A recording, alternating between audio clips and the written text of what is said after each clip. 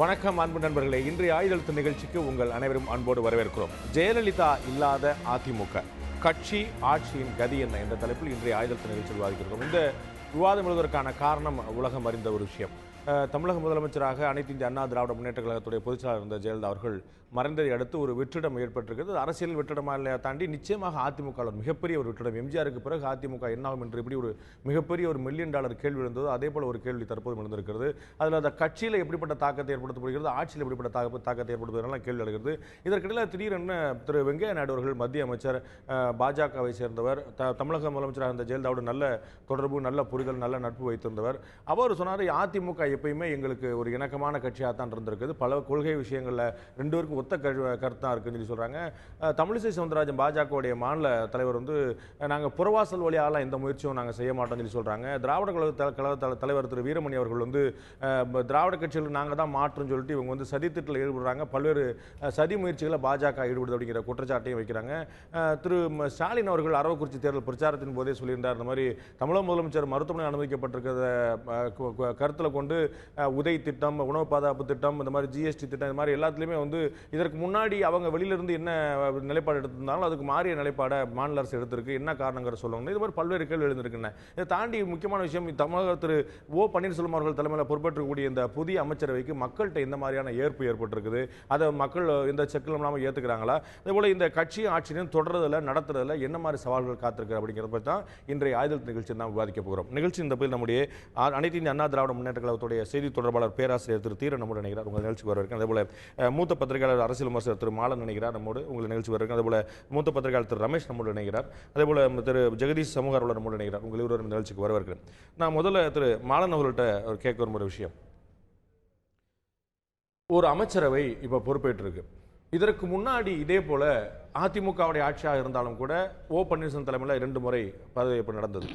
ஆனால் அப்போ பதவியேற்க முடியாத சூழ்நிலையில் ஜெயலலிதா இருந்தாங்க. ஒரு முறை சிறை சட்ட சிக்கலில் இருந்தாங்க. இப்போ அவங்க ஆளே இல்லாத ஒரு நிலைமை. அந்த முந்தைய 2 முறை ஓ பன்னீர்செல்வம் பொறுப்பேற்றதுக்கும் 3வது முறையாக ஓ பன்னீர்செல்வம் பொறுப்பேற்றதுக்கும் இருக்கக்கூடிய மக்களுடைய ஏற்பு, இந்த பார்வை எப்படி வித்தியாசப்படும் நினைக்கிறீங்க? அதாவது நிறைய எதிர்பார்ப்பு இருக்கிறது மக்கள்கிட்ட. அதாவது என்ன எதிர்பார்ப்புனா, அவர் கடந்த 2 முறை இருந்தபோது இங்கே அரசாங்கம் ரொம்ப ஒரு செயல் துடிப்போடு செயல்படவில்லை, வேகமாக செயல்படவில்லை என்கின்ற ஒரு அபிப்பிராயம் மக்கள்கிட்ட இருந்தது. அதற்கு காரணம் அவர் எல்லா முடிவுகளையும் அவங்களை கேட்டு எடுக்க வேண்டியிருக்கு. அவர் தன்னோட முழு திறனையும் காண்பித்து செயல்படுவதற்கு அவருக்கு வாய்ப்பு இல்லாமல் இருக்கிறது என்கின்ற ஒரு கருத்து இருந்தது. இப்போது அவரே அந்த மாதிரியான ஒரு சூழ்நிலை இருக்காது என்று மக்கள் நினைக்கிறாங்க. இதில் அதே அமைச்சர்கள் தான் மீண்டு வந்திருக்காங்க, அதே இலாக்காக்கள் தான் வந்திருக்கு. அதில் வேறு பெரிய மாற்றங்கள் இல்லை. அவங்க மருத்துவமனையில் இருந்தபோது இவர் தான் முதலமைச்சருடைய இலாக்காக்களையும் இவர் தான் பார்த்தார். ஆனால் அந்த எல்லா தருணத்துலையும் ஒரு வித்தியாசம் இருக்குல்ல. ஜெயலலிதா இருக்கிறாங்க, வேற இடத்துல இருக்கிறாங்க, போயஸ் தோட்டத்தில் இருக்கிறாங்க, மருத்துவமனையில் இருக்கிறாங்க. இப்படி தான் பார்க்கப்பட்டது. ஜெயலலிதா இல்லை அப்படிங்கிற விஷயம் எல்லாருமே சொல்லுவாங்க. ஜெயலலிதா இருக்கிறாங்கிற ஒரு வரி போசார் ஆட்சி ஒழுக்கமாக நடக்கும் அப்படின்னு தான் எல்லாரும். அதில் அவங்களுக்கு இப்போ இருக்கக்கூடிய இது என்னென்னு கேட்டிங்கன்னா, நான் அறிந்த வரையில் திரு ஓபிஎஸ் அவர்கள் ஒரு மென்மையானவர், ஆனால் ஒரு கடினமான உழைப்பாளி, ஒரு மைல்டு மேனர்டு, ஒரு ஹார்ட் ஒர்க்கருங்கிற மாதிரி அந்த மாதிரி அவரை சொல்லலாம். அவங்களுக்கு இப்போ இருக்கக்கூடிய இழப்பு என்னன்னு கேட்டிங்கன்னா, ஜெயலலிதாவுக்கு பல விஷயங்களை முன்கூட்டியே பார்க்க ஒரு விஷன் உண்டு, தொலைநோக்கு பார்வை. அவர் தொலைநோக்கு பார்வை உண்டு. இந்த அதாவது மாதிரி சில விஷயங்களில் உறுதியான நிலைப்பாடுகள் அவங்களுக்கு இருந்தது. அந்த நிலைப்பாடுகளை மத்திய அரசாக இருந்தாலும் ஏற்றுக்கொள்ளணும், ஏற்றுக்கொள்ளலைன்னா அவங்களோட விலகி வருவோங்கிற மாதிரியான ஒரு நிலையை தான் அவங்க வைத்திருந்தாங்க. நிர்பந்தங்களுக்கு பணியை மறுக்கக்கூடிய ஒரு மனோபாவம் இருந்தது. மாநிலத்திற்கு எது நல்லது, அதுவும் குறிப்பாக மாநில உரிமைகளை பொறுத்த வரைக்கும் எது நல்லது என்று தீர்மானித்து அந்த அடிப்படையில் முடிவெடுக்கக்கூடிய ஒரு இருந்தது. அவங்க நிறைய படித்தவர்கள், அதனால் ஒரு உலக ஞானம் இருந்தது. ஒவ்வொரு பிரச்சனையை பற்றியும் ஒரு ஆழ்ந்த பார்வை இருந்தது. இப்போ அதெல்லாம் கிடையாது. இப்போ அந்த வழிகாட்டுதல்களோடு அவங்க அவங்களே முடிவுகளை எடுத்துக்கொண்டு இருந்தாங்க. அவங்க எடுக்க முடியாத போது அந்த பார்வையில் முடிவுகளை, ஆலோசனைகளை சொல்லிட்டு இருந்தாங்க. இப்போ அது அவங்களுக்கு ஒரு பெரிய இழப்பு. அந்த மாதிரியான சூழ்நிலையில ஆட்சியை நடத்துறதுலையும் கட்சியை நடத்துறதுலையும் ஒரு தொய்வை ஏற்படுத்த நினைக்கிறீங்களா?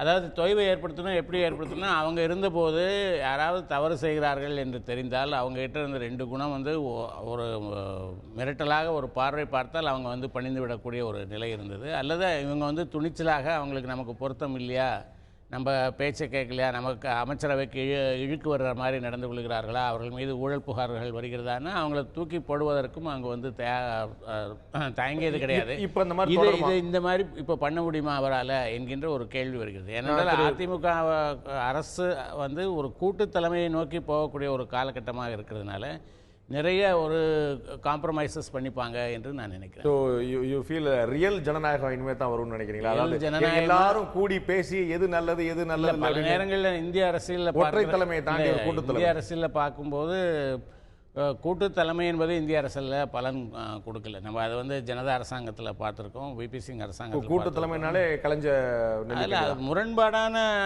அவரவர்கள் அவர்களுடைய நலன்களை காப்பாற்றிக் கொள்ள வேண்டும் என்று முயற்சிக்கிற போது அதில் முரண்பாடுகள் ஏற்படுவதற்கு வாய்ப்பு இருக்குது. வந்து அதனால் அது நல்லதா கெட்டதா என்பதை இப்போ ரொம்ப டூ ஏர்லி டு சே. இல்லை, அதான் சொல்கிறேன். இந்திரா காந்திக்கு பிறகு ராஜீவ் காந்திக்கு பிறகு சோனியாவுடைய தலைமை, இவங்க எல்லாத்துலேயுமே பார்த்தீங்கன்னா அந்த ஒற்றை தலைமை தான் இருந்திருக்கு. மன்மோகன் சிங் இருந்தாலும் சோனியா காந்தி என்ன சொல்கிறாங்களோ அதுதான் சட்டம் அப்படிங்கிறது கண்கூடா பார்க்கப்பட்டது. இங்கேயுமே பார்த்தீங்கன்னா எம்ஜிஆருக்கு பிறகு ஜெயலலிதா வரும்போது அங்கே அந்த ஒற்றை தலைமை தான் அவர்கள் எடுக்கக்கூடிய முடிவு தான். என்னதான் ஜனநாயகம் பேசினாலும் ஃபைனல் டிசிஷன் மேக்கிங் யாருன்னா ஒரே கேள்வி தான். திரு ஜெகதீஷ் சொல்கிறேன், நான் கேட்குறேன், இதை வந்து மன்மோகன் சிங் ஆண்ட ஒரு ஆட்சியோட நீங்கள் இதை வந்து ஒப்பிடணும். மன்மோகன் சிங் வந்து ஒப்பிடணும் அப்படின்னு சொல்றீங்க. ஆமாம், நான் உங்கள்கிட்ட வரேன், அதை பற்றி நான் பேசுகிறேன். திரு ஜெகதீஷ், நான் கேட்குற விஷயம், மக்களுடைய ஏற்பு இதுக்கு எப்படி இருக்குன்னு நினைக்கிறீங்க? மக்கள் வாக்களித்தது ஜெயலலிதா இந்த நாட்டுடைய முதலமைச்சர் ஆகணும் அப்படின்னு சொல்லிட்டு, அவங்க இப்போ இல்லை அப்படிங்கும்போது சட்டப்பூர்வமாக 136 எம்எல்ஏக்களுடைய பெரும்பான்மை இருக்கிறதுனால அவங்க வந்து தொடரல, எந்த சிக்கலுமே கிடையாது, 100%. ஆனால் இவர்கள் வாக்களித்தது வேறு ஒரு நபருக்கு, அவர் இல்லாமல் ஒரு அமைச்சரை கொடுக்கிறது சட்ட ரீதியாக அதுக்கு 100% ஏற்பு உண்டு. பொதுமக்கள் இதுக்கான ஏற்பு எப்படி இருக்குன்னு நினைக்கிறீங்க? ஜெயலலிதா இல்லாத ஆட்சி. நிச்சயமாக நீங்கள் சொன்ன மாதிரி தமிழகத்தை பொறுத்த வரைக்கும் தலைவர்கள் சார்ந்த அரசியல் தான். அது திமுகனா கருணாநிதி அவர்கள், அதிமுகனா ஜெயலலிதா அவர்கள்னு அந்த ஒவ்வொரு கட்சிக்கும் ஒரு தலைவர் சார்ந்த அரசியலாக தான் இருக்குது. மக்களும் ஓட்டு போட்டது இப்போ நம்ம தமிழகத்தை பொறுத்தவரை கருணாநிதியா இல்லை ஜெயலலிதாவா இல்லை விஜயகாந்தா வைகோவா, இப்படி தான் எப்பொழுதுமே விவாதமும் இருந்திருக்கு. இன்னைக்கு நிறைய ஊடகங்களில் நீங்கள் பேட்டி எடுக்கிறீங்க, அவங்க சமாதியில் நிறைய பேர் மக்கள் போகிறாங்க, நீங்கள் என்ன எதிர்பார்க்குறீங்க? அந்த எதிர்பார்ப்பு மக்கள் சொல்கிறது, அம்மா இல்லாததை தொடரணும், யாராவது அவங்க சாதிக்க நினைச்சதை இல்லை செய்ய விட்டதை நீங்கள் தொடர்ந்து செய்யணும் அப்படிங்கிற ஒரு எதிர்பார்ப்பு இருக்குது. இன்னைக்கு என்னன்னா, ஓபிஎஸ் அவர்கள் முன்னாடி சொன்ன மாதிரி 2 முறை முதல்வராக இருந்திருக்கிறார். அவருக்கு வந்து அந்த ஒரு வித்தியாசமான சூழல், அது வந்து யாருடைய கட்டுப்பாட்டில் இருக்காரு, இல்லை வந்து அம்மா என்ன சொல்றாங்களோ அதுதான் கேட்டு நடக்க வேண்டிய சூழல். இன்னைக்கு அவருக்கு சுயமாக சிந்திக்கக்கூடிய, சுயமாக முடிவெடுக்கக்கூடிய சூழல் கொஞ்சம் இருக்கிறதா நினைக்கிறேன். முன்னாடிக்கும் இப்போ இருக்க வித்தியாசம். இதை வைத்து இவர் அப்படி நினைக்கிறீங்களா? இல்லை, அதாவது கொஞ்சம் வித்தியாசம் இருக்குன்னு நினைக்கிறேன். முன்னாடி வந்து ஒரு முழுக்க முதலமைச்சராக இருந்த ஜெயலலிதா அவர்கள் என்ன சொல்கிறார்களோ அதைத்தான் கேட்டு நடக்க வேண்டிய ஒரு சூழல். இன்னைக்கு அவரே சுயமாக எடுக்க வேண்டிய ஒரு கட்டாயத்தில் இருக்கிறாரு. அதே நேரத்தில் சாதிக்க வேண்டிய கட்டாயத்தில் இருக்கார். ஏன்னா நீங்க சொன்ன மாதிரி மக்கள் வந்து அதிமுக கட்சிக்கும் ஜெயலலிதாவுக்கும் போட்டதை நாங்கள் தொடர்ச்சியாக செய்வோம். அதாவது ஒரு மிகப்பெரிய பிரச்சனை, அதாவது காவிரியில் நான் வந்து மேலாண்மை வாரியத்துக்காகவோ இல்லை நான் விட்ட ஜெயலலிதா அவர்கள் கொடுத்த தேர்தல் அறிக்கையில் சில விஷயங்கள் நான் சாதிச்சு காட்டுறேன், அந்த மாதிரியான விஷயங்கள்ல இவர் தன்னை ப்ரூவ் பண்ணிக்க வேண்டிய ஒரு கட்டாயம். இப்போ அதிமுக தலைமை இதற்கு முன்னாடி எடுத்த நிலைப்பாடு எல்லாம் ஆல்மோஸ்ட் அப்படியே தொடரும் அப்படிங்கிறதுல எந்த மாற்றமும் இல்லை. 99% மாற்ற போறல. சமீபம் மாறிய அந்த 3 விஷயங்களை தவிர நம்ம அதை பத்தி விவாதிக்க போறோம். ஆனா ஒரு புது கிரைசிஸ் வருதுன்னு வச்சுக்கோங்களேன். ஏன்னா அரசியல் அப்படிங்கிறது அனுதினமும் ஒரு சிக்கல் வரக்கூடிய விஷயம், அதெல்லாம் நீங்க எதிர்கொள்ளணும். அப்ப அந்த புது விஷயங்களை இவங்க எப்படி எதிர்கொள்ள போறாங்க அப்படிங்கும் போதுதான் எந்த பக்கம் தலைமை இருக்குது, அந்த தலைமைக்கு எவ்வளவு வீரியம் இருக்குது, அவங்க சொல்புக்கு பேச்சுக்கு எவ்வளவு மதிப்பு இருக்குங்கிற இதெல்லாம் வந்து நம்ம பார்க்க போறோம். திரு பன்னீர்செல்வம் தலைமையிலான ஆட்சி அப்படிங்கிறது அவரை முன்னிறுத்தக்கூடிய ஆட்சியா இருந்துட முடியுமா? இல்ல, அவரை முன்னிறுத்தக்கூடிய ஆட்சியா இருக்க முடியாது நினைக்கிறேன். அதாவது என்னன்னா, இன்னைக்கு பல்வேறு துறைகள் இருக்கிற இன்னைக்கு சிக்கல் இருக்கு, நிச்சயமா சவால்கள் இருக்கு. ஒரு முடிவை இவர் மட்டும் தனியா எடுத்துட முடியுமா அப்படிங்கிற சவால் இருக்கு. ஆனா அதை தாண்டி இவர் வந்து சாதிச்சு காட்டினாதான் இந்த ஆட்சி தொடர்றது, இல்ல மக்கள் எந்த அபிமானத்துல எந்த இதோட நம்பிக்கையில் ஓட்டு போட்டாங்களோ அதை சாதிக்கக்கூடிய சூழலும் இருக்கும்னு நினைக்கிறேன். அதை நிச்சயமா சாதித்து காட்ட வேண்டிய ஒரு தருணத்தில் இருக்கிறாங்க. அதை வந்து அதிமுக புரிஞ்சுக்கணும். ஏன்னா மக்கள் வந்து மெஜாரிட்டி ஏன் கொடுத்தாங்க அப்படின்னா, அது ஜெயலலிதா அவர்கள் கொடுத்திருந்தாலும் இந்த ஆட்சி ஸ்திரமா இருக்கணும், ஒரு 5 வருஷத்துக்கு தொடர்ச்சியாக இவர்கள் சாதிக்கணும் அப்படிங்கிற ஒரு பார்வையில தான் கொடுத்திருக்காங்க.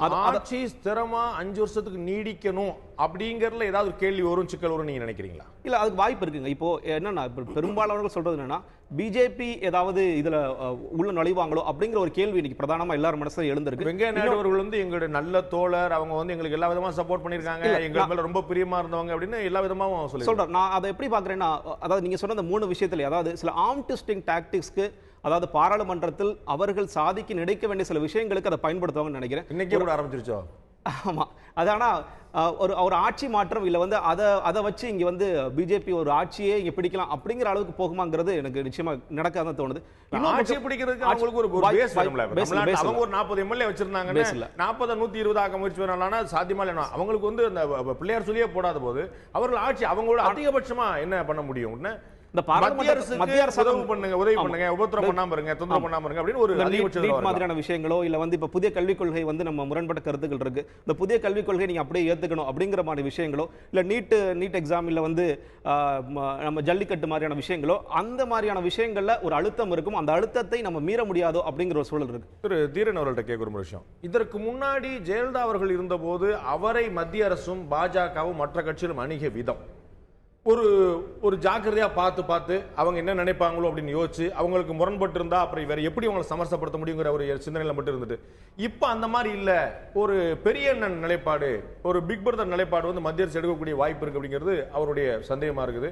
அநேகமா எல்லாருக்குமே அந்த பார்வை இருக்கும். ஏன்னா ஜெயலலிதா மாதிரியான ஒரு ஸ்ட்ராங் லீடர் இல்லாத போது அந்த வேக்குவத்தை வந்து மத்திய அரசு பயன்படுத்த நினைக்கும். அவங்களுக்கு தேவைப்படக்கூடிய 37 எம்பி இங்கே 12 எம்பி அங்க அப்படிங்கும்போது இட்ஸ் a huge power.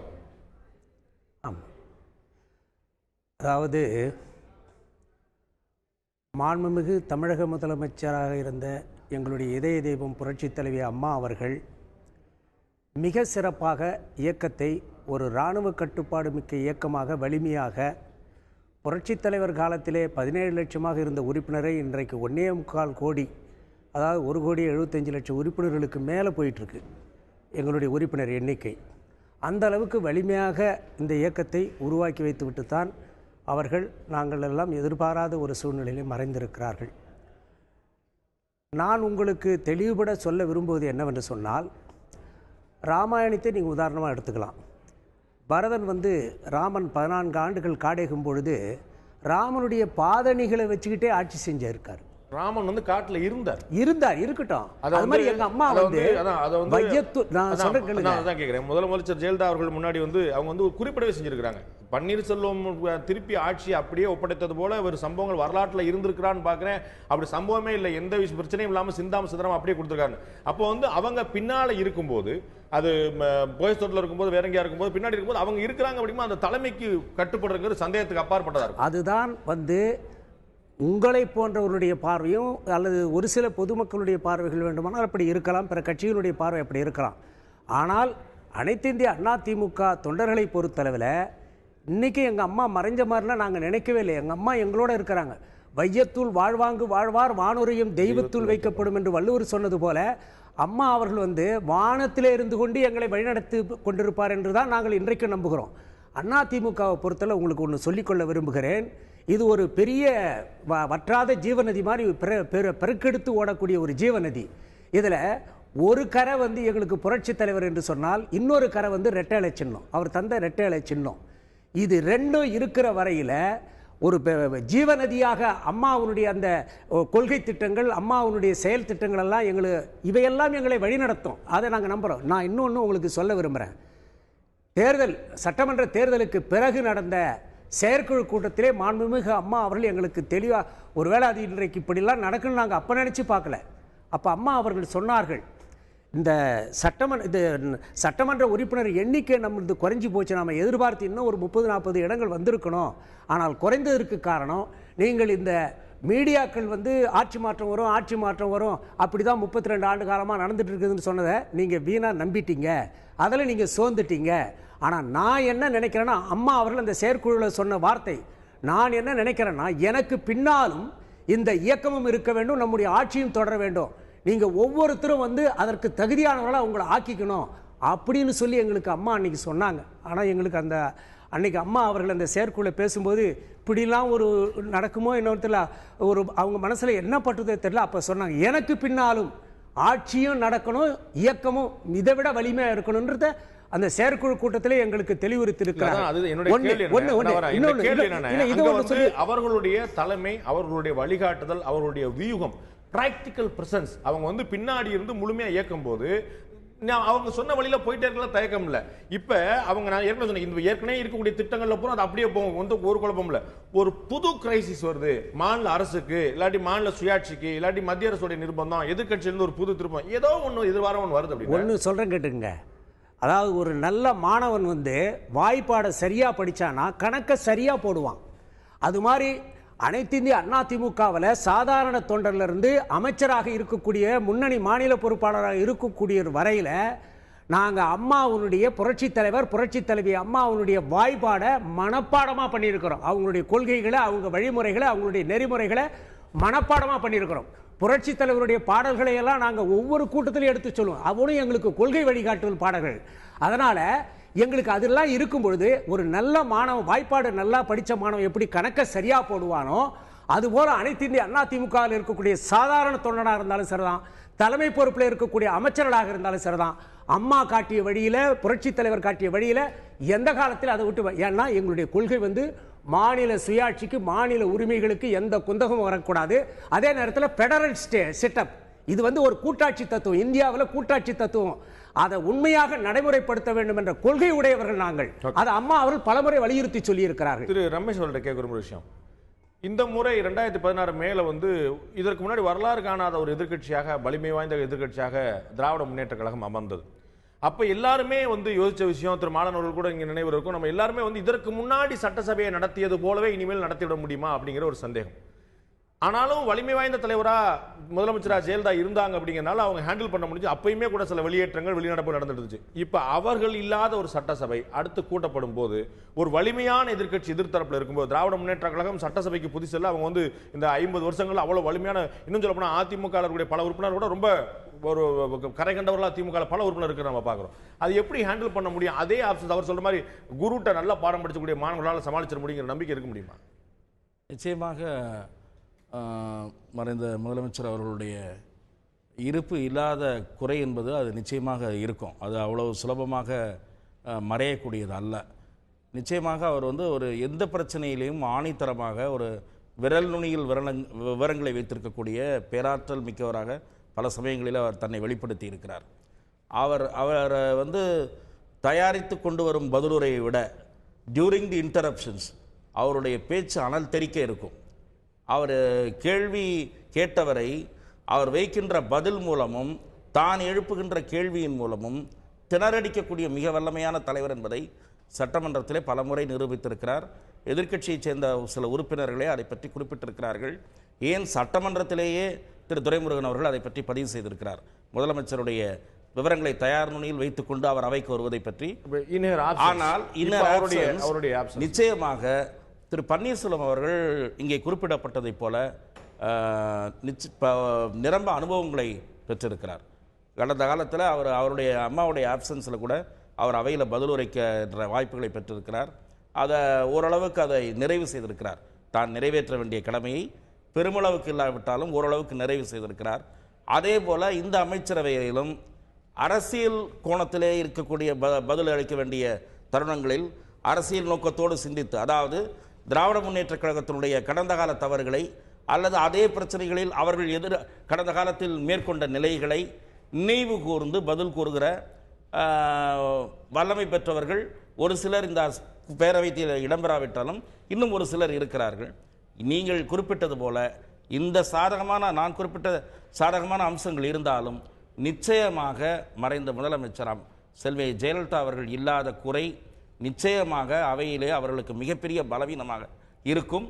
அதன் காரணமாக திணறக்கூடிய சூழ்நிலைகளும் இருக்கும். அப்போ அதை எப்படி எதிர்கொள்ள முடியும் அப்படிங்கிற ஒரு கேள்வி. இது ஒரு சிறிய இடைவெளி எடுக்கின்றது. இடைவெளிக்கு பிறகு இன்னொரு முக்கியமான விஷயம், எல்லோரும் பேசக்கூடிய ஒரு விஷயம், சசிகலா அவர்களுக்கு எப்படிப்பட்ட ஏற்பு இருக்கும் அப்படிங்கிறது. அவர்கள் வந்து வெறும் தோழியாக, உடன்பரவா சகோதரியாக மட்டுமே பின்னாடியில் இருந்துட்டு இருந்தாங்க. ஜெயலலிதாவுக்கு உற்ற துணையாக இருந்துருந்தாங்க. அவங்க லைம் லைட்டுக்கு வர வேண்டிய நேரம் வந்திருக்குதா? அப்படி வந்தான்னு அதுக்கு எதுக்கு ஏற்பு இருக்குமா?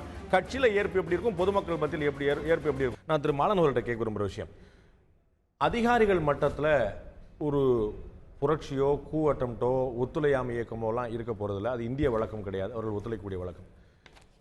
ஆனால் இதற்கு முன்னாடி அவர்கள் முதலமைச்சராக இருந்த ஜெயலலிதாவை அணுகிறதுக்கும் இப்போ வந்து திரு ஓபிஎஸ் உள்ளிட்ட பிற அமைச்சர்களை அணுகிறதுக்கும் அல்லது கட்சி தலைமையுடைய கைடன்ஸை பெற முயற்சிக்கிறதுக்கும் உள்ள அந்த வித்தியாசம், அவங்களுடைய வழிகாட்டுதல் என்னங்கிற பெறக்கூடிய வித்தியாசம், அது ஒரு ஆட்சியை நடத்துகிற ஒரு கேப்பை ஏற்படுத்துமா? கட்சியிலேயே கீழே வந்து ஒரு அதிருப்தி குரல்களோ இல்லை முணுமுணுப்போ இல்லை வேற விஷயங்கள் இப்போ என்ன நடக்குதுன்னு பார்த்துட்டு அடுத்து நம்ம என்ன செய்வோங்கிற காய் நகர்த்தலோ வரக்கூடிய வாய்ப்பு இருக்கா கட்சியிலையும் ஆட்சியிலையும்? அதாவது ஜெயலலிதாவுக்கு இருந்த ஒரு 4 பெரிய பலங்கள் இருந்தன அவருடைய. அந்த 4 பலங்கள் தான் அவருடைய நாற்காலியை தாங்கின. அதாவது வந்து அவருக்கு வந்து மக்களிடம் வந்து ஒரு அபரிமிதமான ஒரு செல்வாக்கு இருந்தது. அவருடைய நடவடிக்கைகளை வந்து அவர் மக்கள்கிட்ட போய் ஏன் இந்த முடிவை நான் எடுத்தேன் என்று விளக்க வேண்டிய அவசியம் இல்லாமல் மக்கள் வந்து அவருக்கு வாக்களித்து கொண்டிருந்தாங்க. அவங்க செய்தால் சரியாக இருக்கும் என்கின்ற ஒரு நம்பிக்கையில் செய்துட்டு இருந்தாங்க. கட்சிக்குள்ளே அதே மாதிரி ஒரு வலுவான நிலை இருந்தது. கட்சியில் அவங்க என்ன நினைக்கிறார்களோ அதற்கு மாற்றாக யாரும் நினைக்கக்கூட மாட்டாங்க. விவாதிக்கிறது என்பது 2வது பட்சம் வந்துட்டு. அதே போல் வந்து தமிழ்நாட்டிற்கு வெளியில் இருக்கக்கூடிய அவர்களுடைய ஒரு ஆளுமை, அவர்களுடைய ஸ்டேச்சர் என்பது ஒன்று இருந்தது. அதாவது நீங்கள் அதை வந்து அவருடைய இறுதி ஊர்வலத்துக்கு வந்தவர்களை வந்து நம்ம பார்க்குறோம். அநேகமாக பல்வேறு மாநிலங்களிலிருந்து ஜனாதிபதி வந்தார், பிரதமர் வந்தார் என்பதை தவிர, ராகுல் காந்தி வந்தார் என்பதை தவிர மாநிலத்தினுடைய வந்தாங்க. நேற்றைக்கு நாளிதழில் வந்து கேரள அரசு தமிழில் ஒரு விளம்பரம் வெளியிட்டிருக்கிறது வந்துட்டு. அப்போது அவங்களுக்கு வந்து இவங்களோட வியூ என்ன, இவங்களை எவ்வளோ ஸ்ட்ராங்கானவங்க, இவங்களுக்கு இடதுசாரி அரசு அவங்கள வந்து ஆன்டகனைஸ் பண்ணிக்கக்கூடாது, விரோதித்து கொள்ளக்கூடாது, அதுக்கான ஒரு தயக்கம் கூட அவங்க இருந்தது. 4வது நிர்வாகத்திலோட வந்து ஒரு ஒட்டுமொத்த ஒத்துழைப்பு அவங்களுக்கு கிடைத்தது.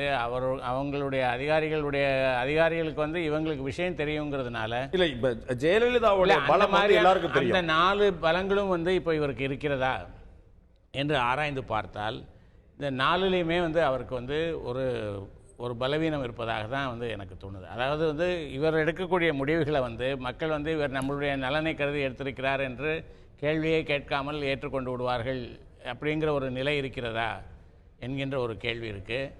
அதே போல் அதிகாரிகளை பொறுத்த வரைக்கும் ஜெயலலிதா இருந்தபோது அவங்க கொண்டு வரக்கூடிய ஒரு நோட் எழுதி கொண்டு வந்தாங்கன்னா அந்த உத்தரவை நடைமுறைப்படுத்துகிற அதிகாரியோட வேலையாக இருக்கும். இல்லை, அதை கேள்வி கேட்பாங்க. அந்த அம்மா வந்து இதை ஏன் இப்படி செய்யக்கூடாதுங்க. நீங்கள் அவங்களோட மொத்த பாலிடிக்ஸுமே அவங்க அணுகுமுறையுமே பார்த்தீங்கன்னா, நிர்வாகத்தினுடைய அணுகுமுறையுமே பார்த்தீங்கன்னா, ஒன்றை ஏன் இப்படி செய்யக்கூடாது, ஒய் நாட் என்பது தான் அவங்களுடைய அடிப்படையான ஒரு கேள்வியாக இருந்தது. வழக்கமான சிந்தனையோடு செய்யக்கூடிய ஒரு விஷயங்களாக அது வந்து இருந்ததில்லை. நீங்கள் அதை எந்த இது வேணாலும் எடுத்துக்கொண்டு எந்த முடிவை வேணுமானாலும் இப்போ வந்து இந்த அமைச்சரவையை அதிகாரிகள் தரப்பில் அணுகக்கூடிய விதம் சஜஸ்டிவா இருக்கும் நினைக்கலாம். இப்படி செய்யுங்க அப்படின்னு முன்னாடி வந்து முதலமைச்சர் என்ன சொன்னாங்களோ அதை கேட்டு இம்ப்ளிமெண்ட் பண்றதா இருந்ததை இப்போ இவங்க வந்து இப்படி பண்ணலாம் சரியா இருக்கும்.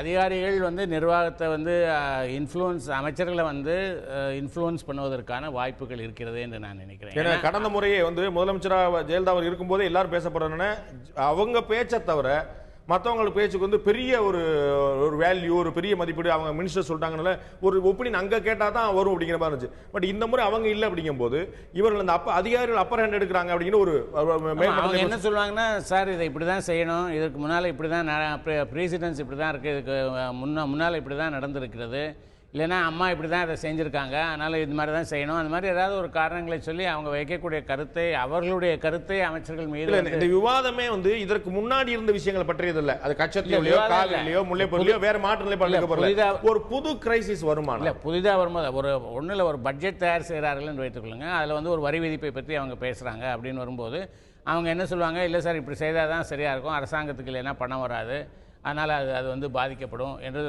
இது பண்ணக்கூடியதாக இருக்கும். இந்த முந்தைய இருந்த முதலமைச்சர்கள் வந்து அவர்கள் அதிகாரிகள் மீது இல்லை இது அரசாங்கத்தினுடைய கொள்கை, இதை செய்தாக வேண்டும் என்று சொன்னவங்க இருக்காங்க. இப்போ காமராஜ் வந்து பெரிய பொருளாதார நிபுணர் இல்லைன்னா அவர்கிட்ட வந்து இந்த மாதிரி ஒரு திட்டம் வரணும், இலவச உணவு கொடுக்கணும் என்று அதை சொல்லும்போது அதிகாரிகள் வந்து அதை அப்ஜெக்ட் பண்ணுறாங்க. ஆனால் அவர் சொல்கிறாரு இல்லை இதை செய்தாகணும்னு சொல்கிறாரு. அப்படி தான் எம்ஜிஆர் சொல்கிறாரு.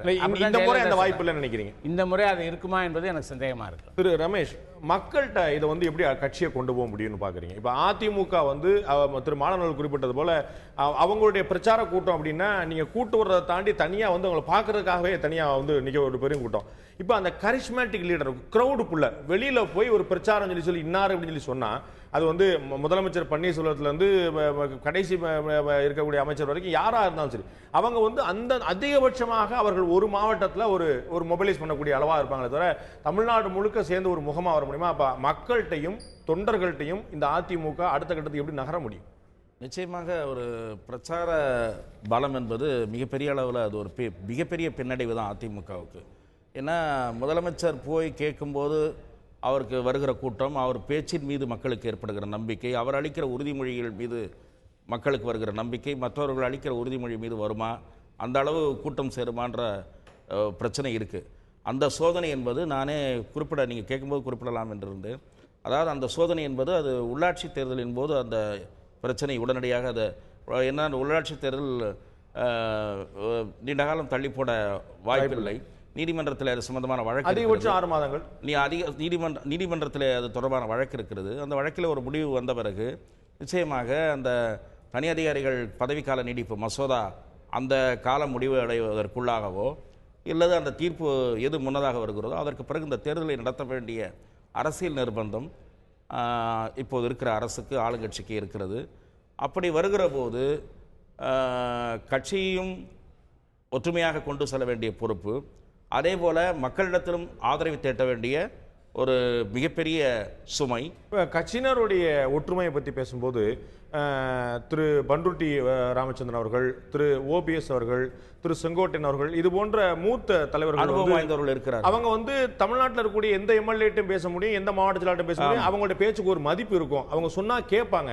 ஆனா அவங்களால கன்வின்ஸ் பண்ண முடியுமா அப்படிங்கிற ஒரு கேள்வி எழுதலையா திரு மாணவர்களோட குறிப்பிட்ட போல ஒரு விஷயத்தை பாஸ் பண்றதுக்கும் ஒரு விஷயத்தை ஏற்க வைக்கிறதுக்கும். அதுதான் அப்ப இது முதலமைச்சரே பேசினாலோ அல்லது பண்ருட்டியார் பேசினாரோ அல்லது செங்கோட்டையன் பேச இவங்க யாரோ ஒருத்தர் பேசுறாங்கன்னா அதை கன்வின்ஸ் பண்ண வைக்க முடியுமா? அந்த நிச்சயமாக அவர் முன்னாள் மறைந்த முதலமைச்சர் அம்மா அவர்களுக்கு கட்டுப்பட்டது போல மற்றவர்களுக்கு கட்டுப்படுகிற பிரச்சனை சில நேர்வுகளில் ஏற்பட நிச்சயமாக வாய்ப்பு இருக்கிறது. ஆனால் திரு தீரன் அவர்கள் குறிப்பிட்டதைப் போல அவர்கள் ஒவ்வொரு முடிவையும் அவர் இருந்திருந்தால் இன்றைக்கு எப்படி எடுத்திருப்பார், எப்படி ஒரு கூடுமானவரை அவர் பொதுக்குழுவிலே கூட ஒரு அப்பீல் விடுவார். நான் இந்த மாதிரி தேர்தல் நெருங்குகிறது, கூட்டணி பற்றிய கவலையை நீங்கள் விட்டுவிடுங்கள், நான் பார்த்து கொள்கிறேன். அதே சமயம் உங்களுடைய ஒற்றுமை எனக்கு முக்கியம், நான் எல்லோருக்கும் வாய்ப்பளிக்க முடியாது. சட்டமன்றம் என்றால் 234 பேர், பாராளுமன்றம் என்றால் 40 பேர், உள்ளாட்சி பதவிகள் என்றால் 1,00,000 பேர், இப்படித்தான் நான் வாய்ப்புகளை அளிக்க முடியும். அதற்காக நான் மற்றவர்களை விட்டுவிட்டேன் என்ற அர்த்தம் அல்ல. அவரவர்களுக்கு உரிய வாய்ப்புகள் நான் வருகிற போது நிச்சயமாக அளிக்கிறேன். அவரவர்களுடைய தகுதி திறமைக்கு உரிய பொறுப்புகள் இந்த இயக்கத்தில் நிச்சயமாக கிடைக்கும். நம்பிக்கையோடு இருங்கள் என்ற ஒரு ஆறுதலாக அவங்க சொல்லும் போது இதற்கு முன்னாடி நம்ம எல்லாருமே பார்த்துருக்கிறோம். அதிமுக ஒரு வாய்ப்புகளின் கட்சியாக நேற்று மாவட்ட செயலாளர், இன்னைக்கு உண்மையில சாதாரண உறுப்பினராக இருக்க இன்னைக்கு மாவட்ட செயலாளர் மாறலாம். கருப்சாமி அவர்கள் போல சங்கரங்கோயிலிருந்து வந்திருக்கக்கூடிய ஒரு பிற்படுத்தப்பட்ட தாழ்த்தப்பட்ட சமுதாய சேர்ந்தவங்க திடீர்னு மந்திரி ஆகலாம். எல்லா வாய்ப்பும் யாருனாலும் கிடைக்கலாம்னா ஒரு ஹோப் இருந்தது. பட் இந்த முறை வெறும் ட்ரஸ்ட் ஒர்த்தி, இந்த தலைமைக்கு நம்பிக்கைக்குரியவங்க, எந்த விதமான சந்தேகத்துக்கு அப்பாற்பட்டு செயல்படவே மாட்டாங்க, 100 விழுக்காடு நம்பிக்கை இருந்தால் மட்டும்தான் அவங்க அடுத்த நகர முடியுங்கிற மாதிரி ஒரு இறுக்கமான விஷயம். அந்த நம்பிக்கை, இதற்கு முன்னாடி இருந்த நம்பிக்கை, நான் நாளைக்கு மந்திரி ஆகலாம், நான் நாளைக்கு மாவட்டமா மாறலாம், நான் நாளைக்கு வட்டமா மாறலாம் அப்படிங்கிற நம்பிக்கை இன்னமும் தொடருமா? அந்த அந்த அந்த சோதனையை அதிமுக எதிர்கொள்ள வேண்டிய நிலை இப்போதைய உள்ளாட்சி தேர்தலின் போது கூட ஏற்படும் என்று தான் நினைக்கிறேன். அதை கட்சி எப்படி கடக்கப் போகிறது? கூட்டு முயற்சியின் மூலமாக நம்பிக்கை விதைத்து சரியான ஆட்களைத்தான் தேர்ந்தெடுப்பார்கள் என்ற நம்பிக்கை விதைத்து அதன்படி நடந்து ஓரளவு செயல்பட்டால் ஓரளவு அதற்குரிய பலன்கள் நிச்சயமாக பெருமளவு இருக்கும் என்று தான் திரு ஜெகதீஷ் கேட்கிறேன். உள்ளாட்சி அவர் குறிப்பிட்ட போல திரு ரமேஷ் குறிப்பிட்ட உள்ளாட்சி தேர்தலும் 19 நடக்கக்கூடிய ஒரு 2.5 வருஷத்துக்கு கழிச்சு நடக்கக்கூடிய பாராளுமன்ற தேர்தலும் இப்ப இருக்கக்கூடிய அதிமுக ஆட்சிக்கு ஒரு மிகப்பெரிய சவாலான விஷயமா இருக்கும்னு நினைக்கிறீங்களா? இந்த ரெண்டு அவங்க எப்படி கடக்குறாங்க அப்படிங்கிற பொறுத்து தான் அதற்கு அடுத்து வரக்கூடிய இன்னும் 4.5 வருஷம் கழிச்சு வரக்கூடிய அதிமுக அவங்க அதிமுக ஒரு கட்சியாக ஒரு ஆட்சியாக முழுமையாக நிலைத்திருக்குதா அப்படிங்கிறது இந்த ரெண்டு பெரிய சவாலா இருக்கும்னு நீங்க நினைக்கிறீங்களா? அதற்கு முன்னாடி ஆர்கேனர் இடைத்தேர்தல் கூட வர வேண்டிய நடத்த வேண்டிய சூழ்நிலை இருக்கு. அதிலே கூட அதற்கு தெரிவதற்கான சாதங்கள் இருக்குன்னு நான் பார்க்கிறேன். ஏன்னா மறைந்த முதல்வர் ஜெயலலிதா அவங்க நின்னது எப்பயுமே அதிமுக கோட்டையாக இருந்த ஒரு தொகுதி. அந்த நம்ம ஊர்ல இடைத்தேர்தலுக்கான விஷயமும் ஒரு பொது தேர்தல் மாநிலம் முழுக்க நடக்கிறதுக்கான வித்தியாசம் இருக்குல்ல. ஆர்கேனர் நிச்சயமா அந்த இடத்துல ஒரு இயல்பு போல அது ஜெயலலிதாவோட தொகுதிங்கிற ஒரு சிம்பத்தி முதல்ல அது அவங்க இப்பதான் தேர்ந்தெடுத்தோம், அதுக்குள்ள அவங்களுக்கே ஒரு இறப்பு ஏற்பட்டுருச்சு அப்படிங்கிற ஒரு சிந்தனை. பிளஸ் இந்த இடைத்தேர்தலுக்கே இருக்கக்கூடிய நெளிவு சுழிவு சாதக பாதக அத்தனையுமே நம்ம பார்த்து பழகி கிட்டத்தட்ட ஏற்றுக்கொண்டு விட்ட ஒரு நிலை. ஆனா இது உள்ளாட்சி தேர்தலில் வருமா? உள்ளாட்சி தேர்தலில் ஒவ்வொரு வார்டுலையும் ஒவ்வொரு தெருவுலையும் ஒரு ராஜா இருப்பாங்க. அது வேற கணக்கில் போயிட்டு அதுதாங்க. அதான் என்ன சொல்றேன்னா, இப்போ 2 தேர்தல்களுமே அந்த கிரவுட் புல்லர் அப்படிங்கிறது இன்னைக்கு இல்லை. ஆனா இதற்காக வெளியே இருந்து யாராவது ஒரு கரிஸ்மேட்டிக் லீடர் கொண்டு வர முடியுமாங்கிற தெரியல. இது ஆட்சியில் இருக்கிற இப்போ நான் என்ன ஆட்சியை யார் லீட் பண்றாங்களோ அவங்க தான் இதையும் பண்றக்கூடிய ஒரு சூழ்நிலை ஏற்படும் நினைக்கிறேன். கட்சியை அவங்க தான் கொண்டு போகிற சூழ்நிலை ஏற்படும் நினைக்கிறேன். நிச்சயமாக மக்கள்கிட்ட உடனடியாக அந்த ஏற்பு இருக்காது. ஏன்னா ஒரு எம்ஜிஆர் மாதிரியோ இல்லை ஒரு ஜெயலலிதா அவர்கள் மாதிரியோ ஒரு கரிஸ்மேட்டிக் லீடர் இல்லை. இப்போ மற்ற கட்சிகளை பார்க்கும்பொழுது இப்போ தேமுதிக விஜயகாந்த் வந்தார். ஏன்னா அவர் மக்களுக்கு ஏற்கனவே பிரபலமான ஒருத்தராக இருந்தார். அவர் வந்து எம்எல்ஏ ஆகக்கூடிய சூழ்நிலை, ஒரு எதிர்க்கட்சி தலைவராக கூடிய சூழ்நிலை இருந்தது. அப்படி ஒரு பிரபலமான முகம் இன்னைக்கு இல்லாத சூழல்ல இவர்கள் எந்த அளவுக்கு மக்களுடைய வேலைகளை செய்கிறாங்களோ, மக்கள் பணிகளை செய்கிறாங்களோ, அதை பொறுத்து அவர் கரிஸ்மேட்டிக் லீடராக மாறுவார்னு நினைக்கிறேன். இன்னைக்கு இருக்கிற கண்டிப்பாக தொய்வு இருக்கு. அந்த கரிஸ்மேட்டிக் லீடருங்கிறது இல்லை. இன்னைக்கு மிகப்பெரிய ஒரு கேப் இருக்கு. ஆனால் அதை பூர்த்தி செய்ய வேண்டியது ஓபிஎஸ் அவர்களுடைய கடமையும் அவருடைய அமைச்சருடைய கடமை தான் நான் பார்க்கிறேன். உள்ளாட்சி தேர்தலில் பிரச்சனை வரும் என்று நான் நினைக்கல. நான் உங்கள்கிட்ட வந்துடுறேன் அதை பற்றி. திரு தீரன்ட்ட கேட்குற ஒரு விஷயம், மத்திய அரசு எந்த விதமான ஒரு உறவை வேணும்னு எதிர்பார்க்குறீங்க? மத்திய அரசுல வந்து அதிமுக அரசை தொந்தரவு பண்ணணும், நிலைகுலை செய்யணுங்கிற ஒரு முயற்சி இருக்காதுன்னு நம்ம நினைக்கலாம். ஆனால் இதற்கு முன்னாடி அவர்கள் அணுகிய விதம், இப்போ வந்து அவங்களுக்கு என்னென்ன தேவையோ எல்லாமே திரு ஸ்டாலின் அவர்கள் அரவக்குறிச்சி பிரச்சாரத்தின் போது சொன்னார். உதய் திட்டத்திலிருந்து, உணவு பாதுகாப்பு திட்டத்திலிருந்து, எல்லாரும் ஒரு இதுல உதய் திட்டம் 3 திட்டத்தில், ஜிஎஸ்டியில் 3 திட்டத்தில் வந்து இதற்கு முன்னாடி அதிமுக சொல்லிட்டு இருந்த விஷயமும் அதற்கு பின்னாடி மேற்கொண்ட, அதாவது முதலமைச்சர் மருத்துவமனையில் இருந்த காலகட்டத்தில் நிலைப்பாடு மாறிச்சு. என்ன நடந்துச்சு, யார் கேட்டா, யார் நிர்பந்திக்கிறாங்கன்னு சொல்லி ஒரு கேள்வி எழுப்பினார். அந்த சந்தேகம் தொடரக்கூடிய வாய்ப்பு இன்னும் அதிகரிச்சிச்சுன்னு நினைக்கிறீங்களா? நிச்சயமாக கிடையாது. எங்களை பொறுத்தளவிலே எங்களுடைய வந்து கொள்கை வழிகாட்டிகளாக இதய தெய்வம் பேரறிஞர் அண்ணா அவர்கள், அதே போல் இதய தெய்வம் புரட்சித் தலைவர் அவர்கள், இவர்கள்லாம் எங்களுக்கு தெளிவாக வழிகாட்டியிருக்கிறாங்க. பேரறிஞர் அண்ணா அவர்கள் வந்து மாநிலத்தில் சுயாட்சி, மத்தியில் கூட்டாட்சி என்ற கொள்கை பிரகடனம் செய்து இந்த இயக்கத்தை எல்லாம் உருவாக்கினார். அதிலிருந்து பிரிந்து வந்த புரட்சித் தலைவர் அவர்கள் கூட எந்த காரணத்திலும் கொண்டும் எந்த சூழ்நிலையிலும் மத்தியில் காங்கிரஸோட கூட்டணி அமைத்து கொண்டிருந்தார்கள். அதிமுக அமைத்துக் கொண்டது புரட்சித் தலைவர் காலத்தில் கூட. ஆனால் எந்த காரணத்தை கொண்டும் மாநில உரிமைகளை, அந்த மாநில சுயாட்சி கொள்கைக்காக கடைசி வரையில உறுதியா நிற்கிற ஒரே கட்சி அதிமுக தான். ஜிஎஸ்டி பிரச்சனையில நான் சொல்றேன், உதய் திட்டத்துல, உணவு பாதுகாப்பு திட்டத்துல 3லையுமே மாநில சுயாட்சி தான் ஒரு முக்கியமான விஷயமா இருந்துச்சு. ஜிஎஸ்டி பிரச்சனை வந்த போது திரு வெங்கையா நாயுடு அதிகாரப்பூர்வமா எழுதுறார். வெங்கையா நாயுடு எழுதுறாரு, இன்னைக்கு வந்திருக்குது. அவர் சொல்ல, நாங்க வந்து எங்களுடைய உதவி கேட்டேன், நான் சரின்னு சொல்லி சொல்றேன். நாங்க அதிமுக பாராளுமன்ற உறுப்பினர்லாம் வெளிநடப்பு செஞ்சுட்டாங்க வாக்களிக்காம. அது வந்து எங்களுக்கு அந்த மசோதா நிறைவேற்றுக்கு ரொம்ப பேர் உதவியா இருந்ததுன்னு சொல்றாரு. நீங்க சொன்னது கொஞ்ச நாளைக்கு முன்னாடி அண்மையில் நடந்த கூட்டத்தில், இது தொடர்பான நிதியமைச்சர்கள் கூட்டத்தில் தமிழக அரசின் சார்பில் கலந்து கொண்ட கல்வி அமைச்சர் பாண்டியராஜன் அவர்கள் மிக அழுத்தமாக பல புதிய பிரச்சனைகளை எழுப்பியிருக்கிறார். தமிழக அரசினுடைய திருத்தங்களை 6 மாநிலங்கள் ஏற்றுக்கொண்டிருப்பதாக செய்திகள். நீங்க சொல்றது அடுத்த கட்ட நிலவரம், அதாவது ஜிஎஸ்டி மசோதா நிறைவேறி அதை அமல்படுத்துறதுல வரக்கூடிய திருத்தங்கள். நான் சொல்ல ஜிஎஸ்டிங்கிறதே வந்து ஏற்க முடியாதுன்னு எதிர்ப்பு நிலை எடுத்த ஒரே மாநிலமாக தமிழ்நாடு தான் இருந்துச்சு. இல்ல அதற்கு தொடக்க காலம் இல்ல. என்னோட கேள்வி என்ன, அப்பயே அதிமுக எதிர்ப்பு நிலை எடுத்தாலும் மறுபக்கமா வந்து நான் உங்களுக்கு பண்ணித்தரேன்னு சொல்லிட்டு தமிழக முதலமைச்சர் அந்த ஜெயலலிதா சொன்னதாகவும் அதுதான் அப்படிதான் நடந்துச்சுன்னோ, அதுதான் அவர்கள் வெளியில எதிர்த்தாலும் உள்ளே அவர்கள் பாராளுமன்ற உறுப்பினர் வெளிநடப்பு செய்தது எங்களுக்கு பேருதவியா இருந்ததுன்னு சொல்றாரு. இல்ல, முன்னையே கூட வந்து மாண்புமிகு அம்மா அவர்கள் வந்து அந்த ஜிஎஸ்டி மசோதாவை ஏன் வந்து எதிர்த்தாங்க? மாநில உரிமைகளை பாதிக்குது, மாநில வரி வருவாயை பாதிக்குது. ஆகவே வந்து நீங்க எங்களுக்கு வந்து தொடர்ந்து 5 ஆண்டுகள் தான் நீங்க வந்து நிதி உதவி செய்ய முடியும், 5 ஆண்டுகளுக்கு பிறகு நீங்க தான் சமாளித்துக் கொள்ள வேண்டும் அப்படிலாம் சொல்றீங்க. ஆனால் அம்மா அவர்கள் வந்து அதை ஏற்றுக்கொள்ள முடியாது. காரணம் என்னவென்று சொன்னால், எங்கள் மாநில உரிமைகள் இதன் மூலமாக பாதிக்கப்படுகிறது என்றெல்லாம் சொல்லி அம்மா அவர்கள் அன்றைக்கே தெளிவாக சொன்னார். இப்பொழுதும் நம்முடைய அந்த கூட்டத்தில் கலந்து கொண்ட நம்முடைய பள்ளிக்கல்வித்துறை அமைச்சர் அவர்கள், மாண்புமிகு பள்ளிக்கல்வித்துறை அமைச்சர் அவர்கள் தெளிவாக சொல்லியிருக்கிறாங்க. அன்றைக்கு நாம் ஒற்றையாக நின்று தமிழ்நாடு அரசு மாண்புமிகு அம்மாவினுடைய கொள்கையை முன்வைத்து இந்த கோரிக்கைகளை வைத்தோம். இன்றைக்கு நம் பின்னாலே 10 மாநிலங்கள் வந்திருக்கிறது. ஆக நம்மளுடைய கோரிக்கைகள் தான், நம்மளுடைய நிலைப்பாடு தான் இந்த பெடரல் செட்டப் என்று சொல்லக்கூடிய கூட்டாட்சி தத்துவத்தை பாதுகாக்கிற அளவிற்கு, மாநில உரிமைகளை போற்றுகிற அளவிற்கு இருக்கிறது என்பதற்கு இந்த ஜிஎஸ்டியில் அதிமுக வைத்த நிலைப்பாடு தான் இன்றைக்கு முன்னிலைப்படுத்தப்படுகிறது. இன்றைக்கு 10 மாநிலம் என்றால் இன்னும் கூடிய சீக்கிரத்தில் அது வெகுவாக பரவி இந்தியாவில் உள்ள அனைத்து மாநிலங்களும் தமிழக அரசுடைய அந்த கோரிக்கையின் பின்னால் தான் வர வேண்டி இருக்கும் என்று தெளிவாக சொல்லி இருக்கிறோம். அதுல எந்த இதுலயும் நாங்க காம்ப்ரமைஸ் ஆக மாட்டோம். இன்னும் மருத்துவ நுழைவுத்துறையில மாறுபட்ட நிலைப்பாடு வந்துருச்சு. மருத்துவ நுழைவுத்துறை வந்து ஜெயலலிதா அவர்கள் கடுமையாக எதிர்த்து வந்தார். இல்ல, அது கூட நான் ஒரு வழக்கு சொல்றேன். சொல்லும்போது நீட்டுக்கு நாங்க வந்து சென்டர்ஸ் டிஸ்ட்ரிக்ட்ல முதற்கொண்டு ஐயா சொல்றதுக்கு நான் ஒன்னு சொல்லிடுறேன். சூழ்நிலை நீட்ல வந்து முதல்ல கடுமையாக எதிர்த்தவங்க இன்னைக்கு ஒத்துக்கிட்டு இருக்காங்க அப்படிங்கிற ஒத்துக்கல. நல்லா கேட்கிறேன் நான். இன்றைக்கு ஏன் நீட்டை வந்து அம்மா எதிர்த்தார்கள்? இந்த மருத்துவ பொது நுழைவுத் தேர்வு வந்து கிராமப்புற மக்களை, பிற்படுத்தப்பட்ட தாழ்த்தப்பட்ட மக்களை கடுமையாக பாதிக்கும் என்ற காரணத்தினால தான் மாநில அரசாங்கமே அதற்கு முன்னாடி நுழைவுத் தேர்வு நடத்தி கொண்டிருந்தது. அம்மா அவருடைய அரசானது வந்து நுழைவுத் தேர்வு கடுமையாக எதிர்க்கிற காரணத்தினால தான் அதை நீக்கம் செய்தார்கள். அவர்கள் பெறுகிற மதிப்பெண்ணை வைத்தே நீங்கள் மருத்துவக் கல்லூரிக்கும் பொறியியல் கல்லூரிக்கும் இது மாதிரி தொழில் படிப்புகளுக்கு தேர்வு செய்ய வேண்டும் என்று சொல்லி அம்மா அவர்கள் வந்து நுழைவுத் தேர்வு ரத்து செய்துட்டு மதிப்பெண் அடிப்படையில் செய்தார்கள். இன்றைக்கும் கூட நாங்கள் அதைத்தான் அந்த நீட் எக்ஸாம்ல நாங்கள் சொல்றோம்.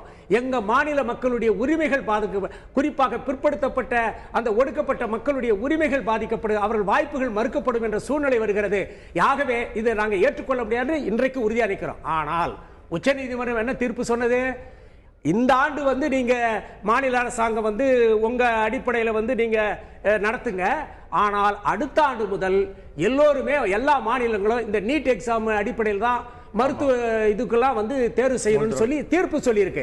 அப்ப அந்த சூழ்நிலையில் தான் மாநில பள்ளிக்கல்வித்துறை அமைச்சர், மாண்புமிகு பள்ளிக்கல்வித்துறை அமைச்சர்கள் தெளிவா சொன்னாங்க, எங்க அம்மாவுடைய நிலைப்பாடு இது, அனைத்து இந்திய அண்ணா திமுகவினுடைய நிலைப்பாடு இது, இன்றைக்கும் நாங்கள் அந்த நீட் எக்ஸாமை எதிர்க்கிறோம். ஆனால் அதே நேரத்தில் உச்சநீதிமன்ற தீர்ப்பின்படி அடுத்த ஆண்டு அமுல்படுத்துகின்ற ஒரு சூழ்நிலை வந்தால் எங்களுடைய தமிழக மாணவர்கள் பாதிக்கப்பட்டு விடக் கூடாது என்பதற்காக அந்த தேர்வையும் எதிர்கொள்ளக்கூடிய அளவிற்கு மாநில அரசாங்கமே பயிற்சி தரும் என்று சொன்னார்.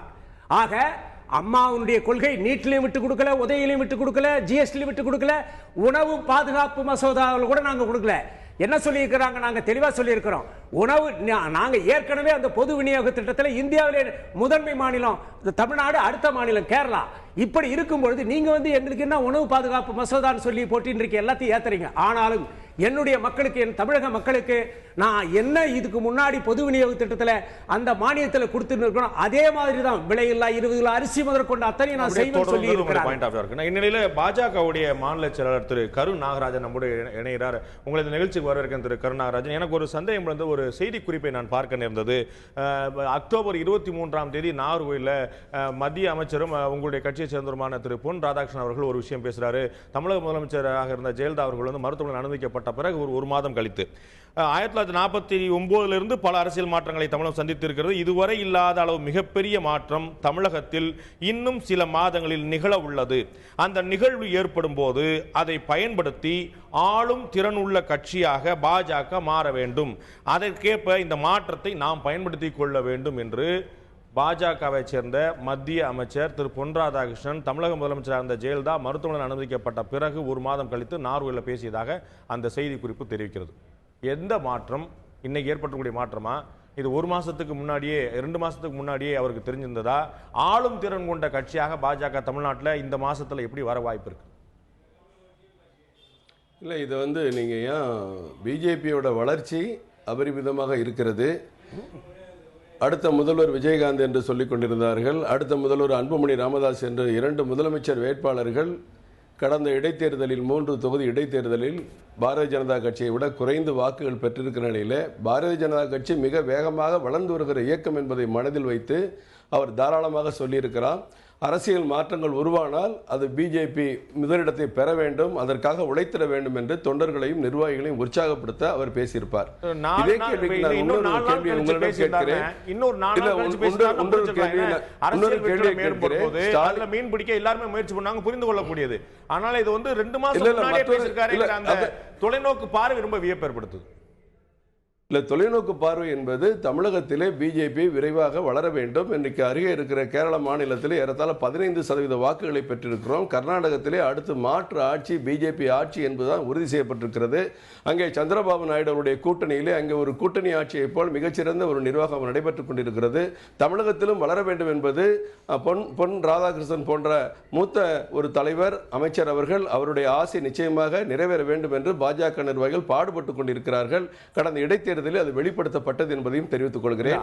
அதே நேரத்தில் எங்களை பார்த்து கேட்கிறீர்கள் ஸ்டாலின் அவர்கள் அதுல வந்து திரு வைகோ உள்ளிட்ட பலர் வந்து அதை விமர்சனம் செஞ்சாங்க. எப்படி நீங்க இந்த மாதிரி சொல்ல முடியும்? ஒரு 4-5 நாள் முன்னாடி வரைக்கும் கடுமையான விமர்சனம் நடந்தது. இப்ப வாத பிரதிவாதங்கள் தானே அதே மாதிரி விஷயத்தில் முன்னாடியே வந்து திரு பொன் ராதாகிருஷ்ணன் சொல்றார் சில மாதங்கள்ல மாற்றம் நடக்க இருக்கிறது. அந்த நிகழ்வு ஏற்படும் போது அதை பயன்படுத்தி ஆளுங்கட்சியாக வரக்கூடிய, ஆளும் திறன் உள்ள கட்சியாக வரக்கூடியதுக்கு பாஜக பண்ணும். இரண்டு கட்சிகள் மீதும் மக்கள் பல்வேறு குற்றச்சாட்டுகளுக்கு உள்ளாக்கப்பட்டு ஊழல் இயக்கலாங்க தமிழகத்தில் இருக்கிற காரணத்தினால் அடுத்து ஊழலை ஒழிக்கிற ஒரு தலைவரை மோடி அவர்களை பெற்றிருக்கிற இந்த இயக்கம் வெற்றி பெற வேண்டும், முதலிடத்திற்கு வர வேண்டும் என்ற திட்டத்தில் அவர் நிச்சயமாக சொல்லியிருப்பார். ஒன்றொன்றை நீங்கள் எளிதாக மறந்து விடுகிறீர்கள். முதல்வர் அவர்களை சின்ன வேண்டுகோள், நீங்கள் ஊழலில் திளைக்கக்கூடிய கட்சியா ரெண்டு இருக்குன்னு சொல்லி சொன்னீங்க பாத்தீங்களா? அந்த ஊழல் திளைக்கக்கூடிய கட்சியாக நீங்கள் குற்றம் சாட்டக்கூடிய அந்த அதிமுகவோட தான் கூட்டணியில் எங்களை சேர்த்துக்கங்க நான் ரொம்ப கெஞ்சி கேட்டுக்கிட்டேன்னு திரு வெங்கையா நாயுடு சொல்றார். 2016 மே மாசம் நடந்த தேர்தலில் எங்களை கூட்டணி சேர்த்துக்கங்க, நல்லா இல்ல எல்லாரும் ஆசைப்படுறாங்க. நான் கேட்டேன், அவங்க வந்து மறுநாள் சொல்றேன்னு சொல்லி சொன்னாங்க. மறுநாள் எனக்கு போன் பண்ணி எங்க தொண்டர்கள்லாம் வேண்டாம்னு சொல்லி சொல்றாங்க, எதிர்க்கட்சிகள் விமர்சனம் பண்ண வாய்ப்பாக சொல்றாங்க. நான் மத்திய அரசு மேலேயும் பிரதமர் மேலேயும் பெரிய மரியாதை வச்சிருக்கேன், உங்களுக்கு தேவைப்பட்ட நேரத்தில் எங்களுடைய ஆதரவு தருவேன், கூட்டணி வைக்க முடியலன்னு சொன்னாங்க. கூட்டணி கேட்டது உங்களுடைய கட்சி, திளைக்கக்கூடிய கட்சியில கூட்டணி சேர்க்க ஆசைப்பட்டீங்க. திரு பாண்டே அவர்களுக்கு கருத்து, கூட்டணி பற்றி பேசுகிற தேர்தல் காலகட்டத்தில் மட்டுமே பேசுகிற கருத்துக்களை நடைமுறையில் முழுவதும் எடுத்துக்கொள்ள முடியாது. திடலில் நரேந்திர மோடி அவர்கள் பேசுகிற பொழுது தமிழக மக்களே 50 ஆண்டு காலமாக ஒரு நல்ல ஆட்சி எப்படி இருக்க வேண்டும் என்பதை தமிழக மக்கள் அறிந்திருக்காமல் போய்விட்டீர்கள், இது மிகப்பெரிய கொடுமை என்றுதான் சொன்னார். எல்லா கட்சியும் சேர்த்துதான் சொன்னார். அப்ப வெங்கையா நாயுடு அதே கூட்டத்தில் பேசினாரு. இந்த அதிமுக ஆட்சியுடைய ஊழல்களை எல்லாம் அன்றைக்கு வெங்கையா நாயுடு ஒய்எம்சிஏ மிக விரிவாக பேசினார் என்பதை உங்கள் கவனத்துக்கு கொண்டு வருகிறேன்.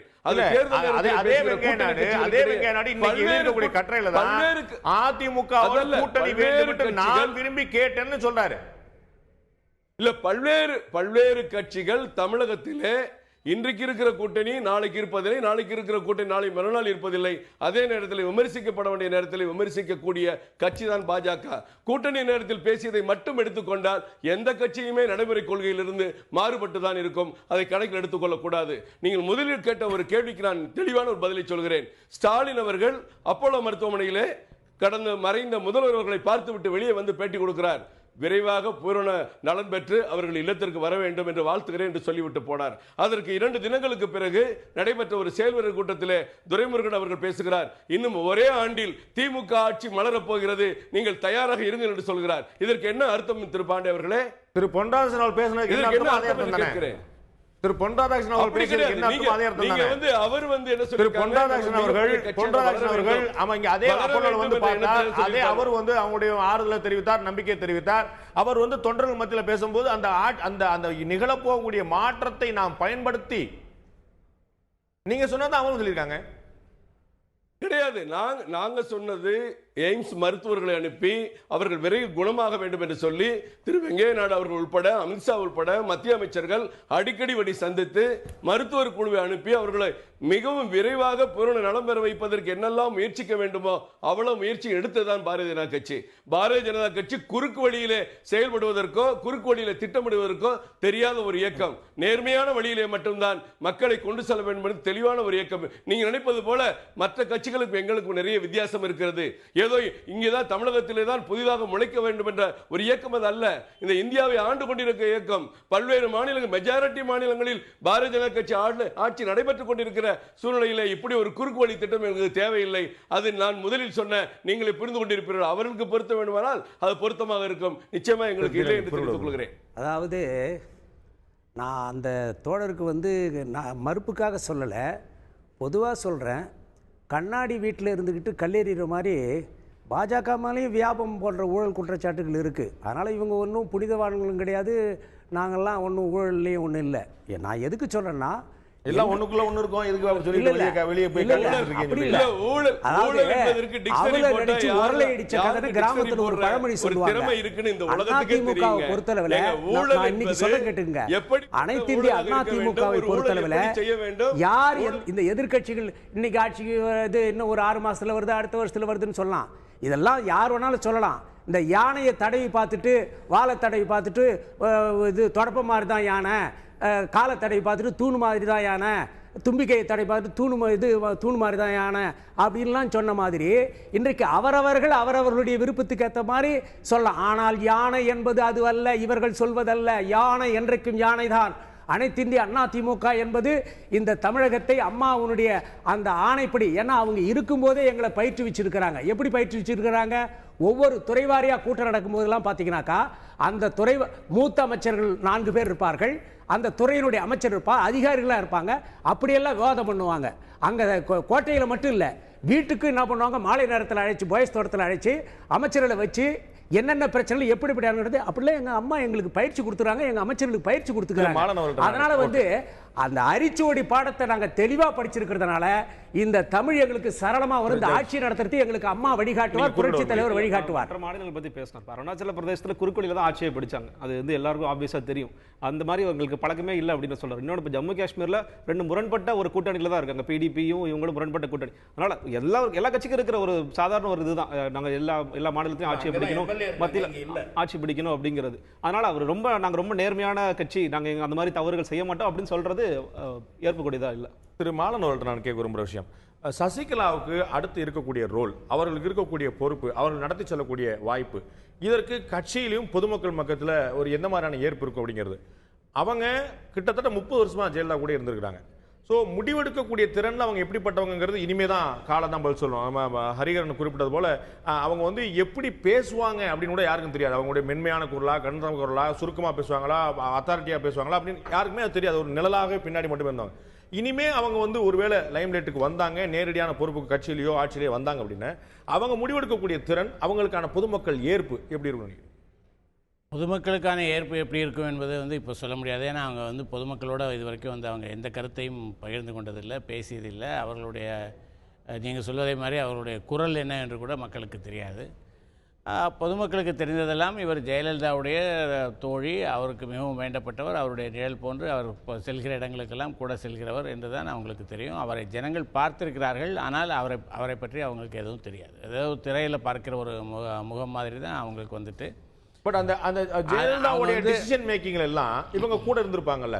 சோ எந்த காரணத்துக்காக எடுக்கிறாங்கிறது தெரியாட்டா கூட எந்த நோக்கத்துல போறாங்க, எந்த திசையில போறாங்கிறது இவங்களுக்கு புரிஞ்சிருக்க வாய்ப்பு இல்லையா? இவங்களுக்கு புரிஞ்சிருக்கலாம். ஆனால் இவங்க அதுக்கு என்ன பங்களிப்பு செய்திருக்கிறார்கள் என்று யாருக்கும் தெரியாது. இப்போ ஜெயலலிதா விட்னஸிங் தான் நம்ம யோசிக்கிறோம். நம்ம சஜஸ்ட் பண்ணிருப்பாங்களா நம்மளால சொல்ல முடியல. இவங்க அட்வைஸ் பண்ற அளவுக்கு இருந்திருக்காங்களா நம்ம சொல்ல முடியல. பட் அட்லீஸ்ட் அவங்க விட்னஸ் பண்ணிருப்பாங்கல்ல. இல்லை, பார்ப்பதனாலே அவங்க அந்த திறனை பெற்றுவிட்டார்கள் என்று சொல்ல முடியுமாங்கிறது ஒரு கேள்விக்குரிய ஒரு விஷயம் தான். அது நிரூபிக்கப்படாத ஒரு விஷயம்.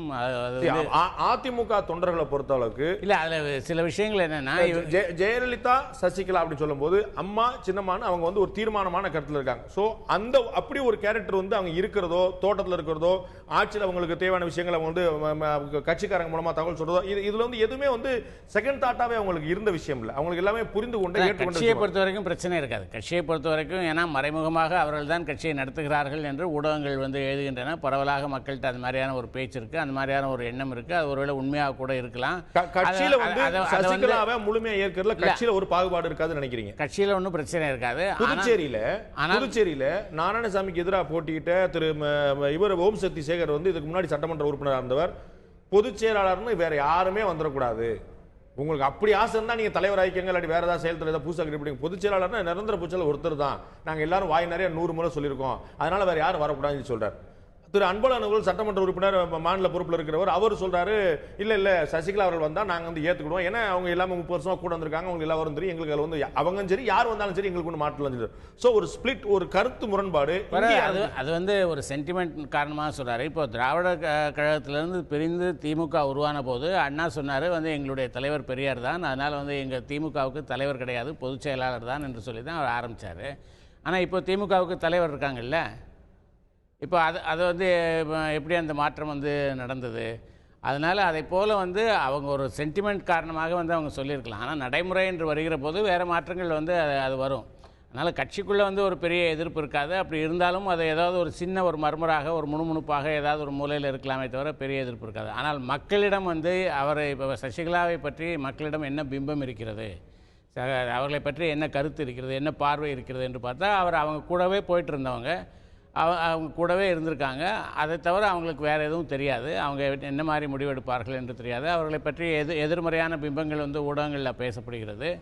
ஜெயலலிதாவுக்கு இல்லாத ஒரு பிரச்சனை என்னன்னு கேட்டிங்கன்னா, இவங்க இவருடைய சுற்றம் இவருடைய குடும்பம் இவரை எந்த அளவுக்கு எந்த மாதிரியான விஷயங்களை நிர்பந்திக்கும் என்று தெரியாது.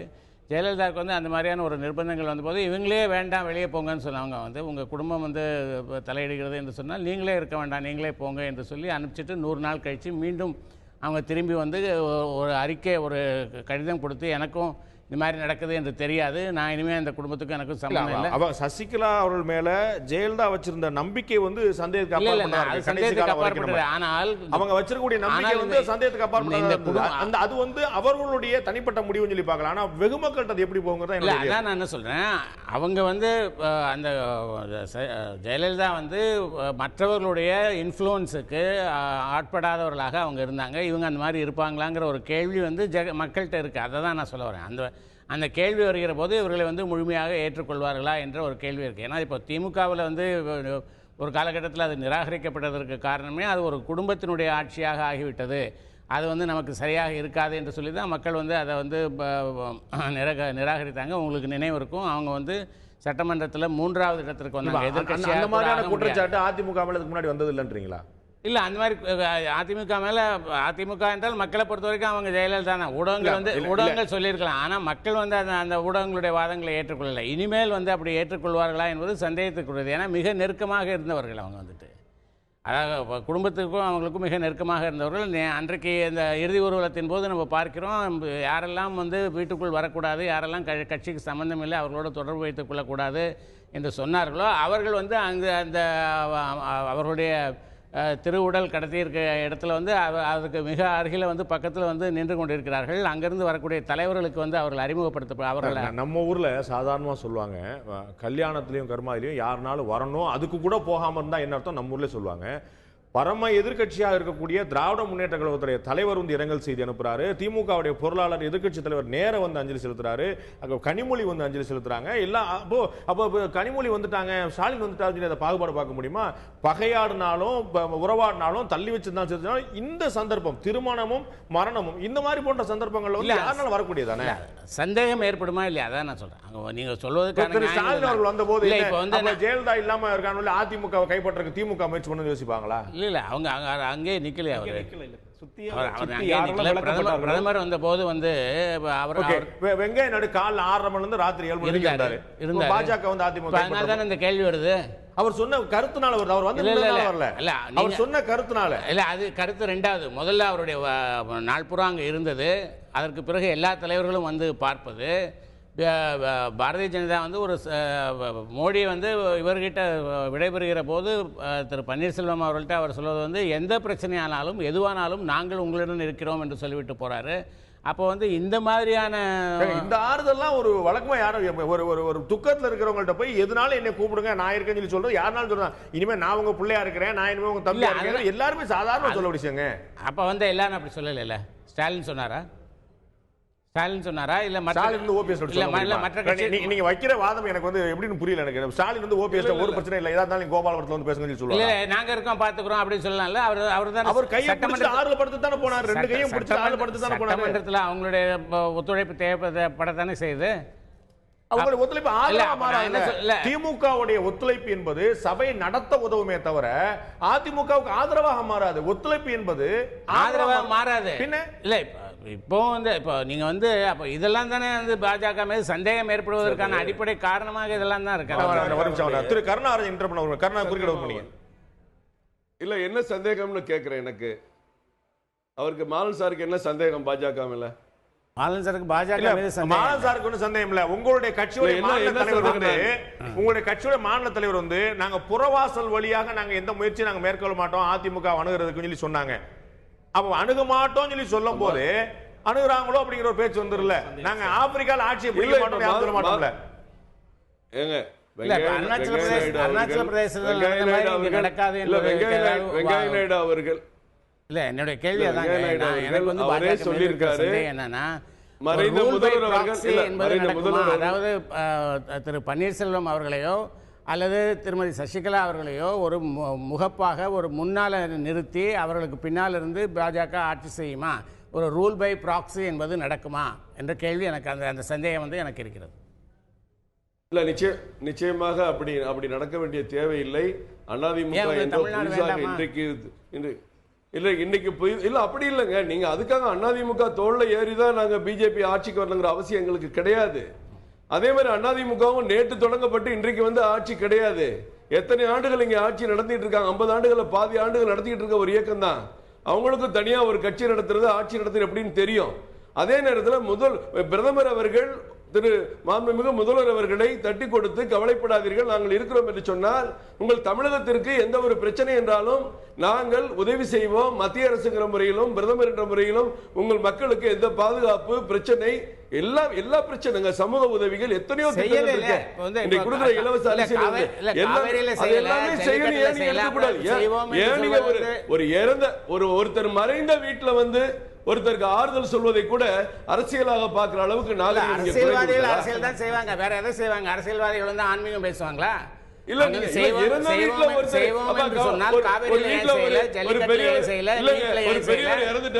ஒரு பெரியவர் இறந்துட்டாரு, அவர் பையன் போய் கவலைப்படாத தம்பி நான் இருக்கேன்னா உன் குடும்பத்தையே நான் பாத்துக்கிறேன்னு அர்த்தமா? அதுக்கு என்ன அர்த்தம்? நீங்க எப்படி எடுத்துக்கிறீங்க? இல்ல அப்ப நீங்க சொல்லிட்டு போனது வெற்று வார்த்தைகளா? அதை சொல்லுங்க. அப்ப நீங்க இப்ப சொல்லிட்டு போயிருப்பது வெறும் ஆறுதலுக்காக சொன்ன வார்த்தைகள், அதுக்கு பின்னால வேற அர்த்தங்கள் கிடையாது. இது வெறும் ஆறுதலுக்காக சொன்ன வார்த்தைகள் சொல்லுங்க. ஒரு சிறிய இடைவெளி தட்டி கொடுத்ததோ, முதல்வர் அவர்களுக்கு ஆறுதல் சொன்னதோ அவருடைய தனிப்பட்ட ஆறுதல் இல்ல. நீங்க நல்லா புரிஞ்சுக்கணும் சார். தமிழக மக்களுக்கான நீங்க தான் சொன்னீங்க ஆட்சி நல்லா நடக்கும், நீங்க கவலைப்படாதீங்க. இல்ல நீங்க தான் சொன்னீங்க அரசாங்கத்தின் சார்பில் சொன்னாரு, அரசாங்கம் நீங்க தான் சார் சொன்னீங்க. 2 நிமிஷத்துக்கு முன்னால நீங்க தான் சொன்னீங்க கவலைப்படாதீங்க. பாஜக அவங்க பிரதமர் வந்து பேசினது பற்றி நிறைய விமர்சனம் நடந்துச்சு. உங்களுடைய கருத்து, உங்களுடைய பதில். பாஜக திரு கருணாகரன் சொன்னதுக்கும் அவங்க வந்து ஆட்சியில் வந்து புறவாசல் வழியாக வரக்கூடிய வாய்ப்பு இருக்கு அப்படின்னு சொல்றோம். இல்லை, பொதுவாக நான் வந்து இதை பற்றி கடுமையான விமர்சனங்களை எதுவும் வைக்க விரும்பலை. ஆனால் அனைத்திந்திய அண்ணா திமுகவினுடைய நிலைப்பாடு என்பது உறுதியானது என்பதை நான் சொல்ல விரும்புகிறேன். அனைத்திந்திய அண்ணா திமுக என்பது வந்து திறந்த வீடல்ல, யார் வேண்டுமானாலும் எளிதில் நுழைந்து விடுவதற்கு. இது அண்ணா திமுக என்பது வந்து ஒரு எஃகு கோட்டை. இந்த எஃகு கோட்டையை வந்து எறும்புங்க ஊர்ந்து தேய்ச்சிடலாம் அழிச்சிடலான்னு நினச்சாக்கா அது பகல் கனவாக முடியுமே தவிர்த்து ஒரு காலம் அந்த கனவுகள் வந்து நிறைவேற போவதில்லை. இதுல நாங்க உறுதியா இருக்கிறோம், கட்சி உறுதியா இருக்கு. அதாவது நான் வந்துறேன் திரு நாகராஜன், உங்களுடைய பேச்சை குறுக்கிட விரும்பினாங்க, அவங்க குறுக்கிட கேட்டு நான் உங்கள்ட்ட வந்துறேன், அதுக்கு சேர்த்து நீங்க சொல்லலாம். பாஜக வந்து இங்கே ஒரு ஆட்சிக்கு வருவதற்கான முயற்சிகளில் ஈடுபடுதுன்னு சொல்லுவதே வந்து ஒரு கற்பனையான வாதமாக தான். அவர் அப்படி சொல்லல. அவர் மத்திய அமைச்சரே அந்த ஆளும் திறன் உள்ள கட்சியாக பாஜக, அவரே கொஞ்சம் அப்படி ஆளும் போறாங்க சொல்ல, ஆளும் திறன் உள்ள கட்சியாக பாஜக எந்த ஒரு இங்க வந்து ஊக்கப்படுத்துறதுக்காக சொல்ற வார்த்தை. இங்க வந்து திராவிட முன்னேற்ற கழகம் வந்து அந்த மாதிரியான முயற்சியில ஈடுபடுமான்ற ஒரு கேள்வி இருந்தா கூட அது ஒரு பக்கம் விவாதத்துக்குரியது, அதுவே வெற்றி பெறுமான்றதே விவாதத்துக்குரியது. ஆனா பாஜகவுக்கு அதற்கான வாய்ப்பே இல்லை. பாஜக என்ன செய்ய முயற்சிக்கிறது என்று நான் நினைக்கிறேன் என்றால், இங்கே தமிழ்நாட்டில் வந்து ஒரு அரசியல் சூழ்நிலை மாறி இருக்கிறதுனால ஒரு கூட்டணிக்கான வருங்கால கூட்டணிக்கான ஒரு அடித்தளம் அமைத்துக் கொள்ளுகிற அதிமுகவோடு மிக நல்ல தோழமை. அவர் சொல்கிற மாதிரி நாங்கள் பல விஷயங்களில் ஒத்த கருத்து இருக்கோம் அப்படின்னு திரு வெங்கையா நாயுடு பாயிண்ட் அவுட் பண்ணியிருக்காரு. மாறுபட்ட கருத்துக்களும் இருக்குது, ஒத்த கருத்துக்களும் இருக்குது. எங்களுக்கு நீங்க சொல்றீங்க வந்து அதிமுகவோட கூட்டணி அமைக்கிறதுக்கான ஒரு அடித்தளத்துக்கான முயற்சி இருந்து, இதற்கு முன்னாடி கம்ப்ளீட் பண்ணிடுறேன். என்னன்னா பாஜக மட்டும் இன்றைக்கு அந்த முயற்சியில் ஈடுபடல, காங்கிரஸ் கட்சியும் ஈடுபட்டிருக்கிறது. நிச்சயமா காங்கிரஸ் கட்சியினுடைய அகில இந்திய துணைத் தலைவர் ராகுல் காந்தி அவர்கள் அவர்கள் உடல்நிலை சரியில்லாத போது வந்ததும் சரி, பிறகு அவர்கள் மறைவுற்ற பிறகு வந்ததும் சரி, அதற்கான முயற்சிகளுக்கான தொடக்கம் தான் அது. அவர் காங்கிரஸ் ராகுல் காந்திக்கும் திமுகவுக்கும் இருக்கக்கூடிய கசப்பான புரிதல் என்பது ஒரு கல்யாணத்துக்கும் ஒரு காலமான மரணத்துக்கும் வந்து நிக்கிறது எல்லாமே அரசியலோட தான் நம்ம தொடர்புபடுத்தி பார்க்கலாம். நிச்சயமா திமுகவுக்கும் அதான் சொல்ல வந்த அவர்களுக்கும் திரு திருமாவளவன் வந்து பார்த்தார், திரு வைகோ வந்து பார்த்தார், திரு ஜி ராமகிருஷ்ணன் வந்து பார்த்தார், அப்படின்னு யார் யாரெல்லாம் வந்து, திரு விஜயகாந்த் வந்து பார்த்தார். இல்ல அது அந்த கணக்குகள் வந்து இருக்கவே இருக்காதுன்னு நம்ம நிராகரிச்சிட முடியாது. ஏன்னா அவர்களுக்கும் இவங்களுக்கும் ஒரு சுமூகமான உறவு இருந்ததே இல்லை, நிச்சயமா இருந்ததில்லை. திருநாவுக்கரசர் சொல்றாரு இது இந்திரா காந்தி, சோனியா காந்தி, அவங்க ராஜீவ் காந்தியினுடைய பழக்கத்தினுடைய தொடர்ச்சின்னு சொல்றாரு. அது ஒரு பக்கம் இருக்கு, அந்த பண்பாடு அந்த பண்பாட்டினுடைய அடையாளமானலாம் இருந்தால் கூட இப்போது பாஜக ஒரு பக்கம் நெருக்கம் காட்ட முயற்சிப்பதும் 2 பேருக்கும் உறுத்தக்கூடியது அந்த 37 எம்பிக்கள், இந்த 12 எம்பிக்கள், அந்த 49 எம்பிக்கள் என்ன பண்றது? அதிமுக ஒரு வலிமையான இயக்கம் என்பதை அடுத்தடுத்த தேர்தல்களில் நிரூபித்திருக்கிற காரணத்தினால் அந்த கட்சியின் பக்கம் இவர்களுடைய பார்வை, தேசிய கட்சியினுடைய பார்வை திரும்பி இருக்கிறது. இப்ப கடந்த தேர்தலையே நான் வந்து அதிமுகவோட கூட்டணி வைக்க முயற்சி பண்ணோங்கிறத வெங்கைய நாயுடு ஒப்புதல் வாக்குமூலமா கொடுத்திருக்கிறார். ஆனா நான் இல்லங்க, எங்களுக்கு வாய்ப்பு இல்லை, நான் விரும்பலன்னு சொல்லி அவங்க நிராகரிச்சாங்க. இவர்களுடைய கோரிக்கை அவங்க நிராகரிச்சாங்க. இந்த முறை அது கோரிக்கையாக இல்லாமல் அறிவுறுத்தலாக வரக்கூடிய வாய்ப்பு உண்டா? உள்ளாட்சி தேர்தல் வச்சுக்கிடுவோம், நீங்க தனித்து போட்டிலாம் வேண்டாம், நம்ம ரெண்டும் சேர்ந்து போட்டிடுவோம். மத்திய அரசு வந்து குறிப்பா பாஜக வந்து உள்ளாட்சி தேர்தலில் வந்து சின்னங்களோடு நிற்கக்கூடிய இடங்களுடைய எண்ணிக்கை என்பது கட்டுப்படுத்தப்பட்ட எண்ணிக்கை. சின்னங்கள் இல்லாம நிற்கக்கூடிய எண்ணிக்கை தான் மிக பெரும்பான்மையான இடங்கள். அதாவது அதுதான் 3/2 பங்கு இருக்கலாம் என்று நான் கருதுகிறேன். ஆக அதனால அதற்கு ஒரு இது வரும்னு அவசியம் இல்லை. தேசிய கட்சிகளுடைய குறி என்பது பாராளுமன்றம் தான். ஜெகதீஷ், மாநில சார் நீ கேட்டீங்க, அதாவது கட்சிக்குள்ள சசிகலா அவர்களுடைய ஏற்பு இருக்கான்னு. நானும் அவரோட கருத்தை உடன்படுறேன். கட்சிக்குள்ள ஒரு ஏற்பு இருக்கு. ஏன் அதை நான் சொல்றேன்னா, இப்போ ஓபிஎஸ் அவர்கள் தேர்ந்தெடுக்கப்பட்டதிலேயே நிச்சயமா அவங்களோட இன்ஃப்ளூயன்ஸ் இருக்கும்னு நான் நினைக்கிறேன். அவர்கள் வந்து தேர்ந்தெடுக்கப்பட்ட அந்த புதிய அமைச்சரவை வந்ததிலேயே ஒரு இன்ஃப்ளூயன்ஸ் இருக்கும். அப்போ திரும்ப மறுபடியும் மாத்தி யோசிக்கிறேன். திரு ஓபிஎஸ் இல்லாம வேற யாரேனும் ஒருத்தரா இருந்தா தான் சசிகலாவுடைய கை அப்படின்னு முடிவு கூறுவாங்களா? அவங்களுடைய ஆளுகை, அவங்களுடைய முடிவுன்னு வந்துருக்கும். ஏன்னா ஓபிஎஸ் அவர்கள் ஏற்கனவே முதலமைச்சராக இருந்த ஜெயலலிதாவால 2 முறை வாய்ப்பு அளிக்கப்பட்டார். சோ 3ஆம் முறை வாய்ப்பு பார்க்கும்போது நம்ம பேசுற மாதிரி ஜெயலலிதாவுடைய ஆட்சி ஆளும் திறனுடைய நீட்சியா அதை பார்க்கலாம். இப்ப ஒருவேளை பேச்சுக்கு வேற யாரோ ஒருத்தர் முதலமைச்சரா வச்சிருந்தாங்க அப்படின்னா அந்த டிசிஷனை யார் எடுத்தாங்கிற கேள்வி ஆபீஸா வரும். அப்ப சசிகலாவுடைய ஆளுமை தான் முழுங்க நிக்குங்கிறது. இப்ப வந்து அவங்க தான் பண்ணாங்க இல்லாம எல்லாரும் இதுக்கு முன்னாடி அவங்க தான் பண்ணாங்க நான் சொல்லல. அவங்களோட இன்ஃப்ளூயன்ஸ் நிச்சயமா இருக்கும்னு நினைக்கிறேன். அவங்களுடைய அந்த முடிவுக்கு வந்து அவர் இல்ல ஓபிஎஸ் இல்லாம வேற ஒருத்தரா இருந்தா தான் அந்த முடிவுக்கு நிச்சயமா வந்திருக்க முடியும். அதாவது இப்போ ஜெயலலிதா அவர்கள் அவங்க இருக்கும் பொழுது யாரை வந்து கை காமிச்சிருந்தாங்களோ அவங்களே வச்சுக்கிறதா இப்போக்கு ஸ்மூத் டிரான்சிஷனா இருக்கும் நான் பார்க்கிறேன். அந்த மாதிரி தான் பார்க்கிறேன். மறுபடியும் இப்போ பொதுக்குழு கூட்டம் கூடும் பொழுதும் சரி, பொதுக்குழு உறுப்பினர்களும் இப்போ வந்து கட்சியில் பொதுக்குழு உறுப்பினர்கள் நிச்சயமா எம்எல்ஏ இருப்பாங்க, எம்பியா இருப்பாங்க, அதை தாண்டி பொதுக்குழு உறுப்பினர்கள் இருப்பாங்க. அவர்களும் வந்து கட்சிக்குழு இது ஏற்பு இருக்கும் நினைக்கிறேன். சசிகலா அவர்களுக்கும் மிகப்பெரிய ஏற்பு இருக்கும் நினைக்கிறேன். ஆனால் மக்கள் மத்தியில் அவர்களுக்கு ஏற்பு இருக்குமா அப்படின்னு மிகப்பெரிய கேள்விக்குறி. ஏன்னா நீங்களே சொன்ன மாதிரி நான் வந்து ஜெயலலிதா அவர்களுக்கு உதவி செய்வதற்காக வந்திருக்கிறேன், அவருடைய சுமையை குறைப்பதற்காக வந்திருக்கிறேன்னு சொல்லப்பட்டது. மறுபடியும் அவங்க வெளியே போனது, உள்ள வந்தது எல்லாமே நமக்கு தெரியும். அப்போ மக்களை பொறுத்தவரை அவர் கூட இருக்கிற ஒரு சகோதரி, உடன்பிறந்த சகோதரியாக இருந்தார், அவர் உதவிக்கு இருந்தார் அப்படிங்கிற ஒரு பார்வை தான் இருக்கு. அவர் கட்சியில வந்து ஒரு தன்னுடைய பலத்தை செலுத்துவார் அப்படிங்கறத மக்கள் ஏத்துக்குவாங்களா அப்படிங்கிற மிகப்பெரிய கேள்விக்குறி. அவங்க நிச்சயமா ஏத்துக்க மாட்டாங்க தான் நினைக்கிறேன். திரு மாலன், இந்த காங்கிரஸ் உடைய தூண்டில், பாஜகவுடைய தூண்டில், இந்த 2 தூண்டில்ல அதிமுக சிக்குமா? சிக்குனா எந்த தூண்டில சிக்கும்? ரெண்டுலையும் சிக்காது. ஏனென்று கேட்டால் நீங்கள் உங்களுக்கே தெரியும், நம்ம வரலாற்று ரீதியாக பார்க்கிற போது நரேந்திர மோடி ஜெயலலிதாவோடு ஒரு நல்ல நண்பர், பிரதமர் பதவிக்கு வேட்பாளராக நிற்கிற போதே அவருடைய வேட்பாளர் என்பதை நாங்கள் ஏற்றுக்கொள்ள முடியாது, எங்களுடைய பிரதமர் வேட்பாளர் ஜெயலலிதா என்று அதிமுக வந்து நிறுத்தியது. அந்த நேரத்தில் கூட வந்து அவர்கள் வந்து அதுக்கு விட்டுக் கொடுப்பதற்கு வந்து அவங்க தயாராக இல்லை. அரசியல் வேறு, தனிப்பட்ட புரிதல் வேறுங்கிறது. அதனால் இதுவும் இப்போ அவங்க தேர்தல் என்று வருகிற போது மறுபடியும் அந்த கட்சிகள் வந்து இவர்களோட கூட்டு சேர்வதற்கு வந்து விரும்பலாம். அப்போ வந்துட்டு அப்போ இருக்கல. அப்ப அதனால தான் சொன்னல, அவங்கள்ட்ட சொன்ன இல்லையா திரு ரமேஷ் அவர்கள்ட்ட, ஒரு கோரிக்கையா இருந்த விஷயம். இதுக்கு முன்னாடி ஜெயலலிதா திரு வெங்கைய நாயுடு கோரிக்கை வைக்கிறார், எங்களை கூட்டணியில் சேர்த்துக்கன்னு. இன்னைக்கு அது கோரிக்கையா இல்லாம எங்களை நீங்க கூட சேர்த்துங்க அல்லது இந்த பிரச்சனைக்கு நீங்க ஆதரவு கொடுங்க, அதான் அப்படி ஒரு அறிவுறுத்தலா மாறக்கூடிய. நீங்க பார்க்க வேண்டியது அதிமுகவினுடைய வரலாற்றை எடுத்து பார்த்தீங்கன்னா, எம்ஜிஆர் இருக்கிற காலம் வரைக்கும் திமுகவை வீழ்த்துவது என்பதுதான் அதிமுகவினுடைய அரசியல் நோக்காக வந்து இருந்தது. அப்படிதான் அவங்க வந்து செயல்பட்டு கொண்டிருந்தாங்க.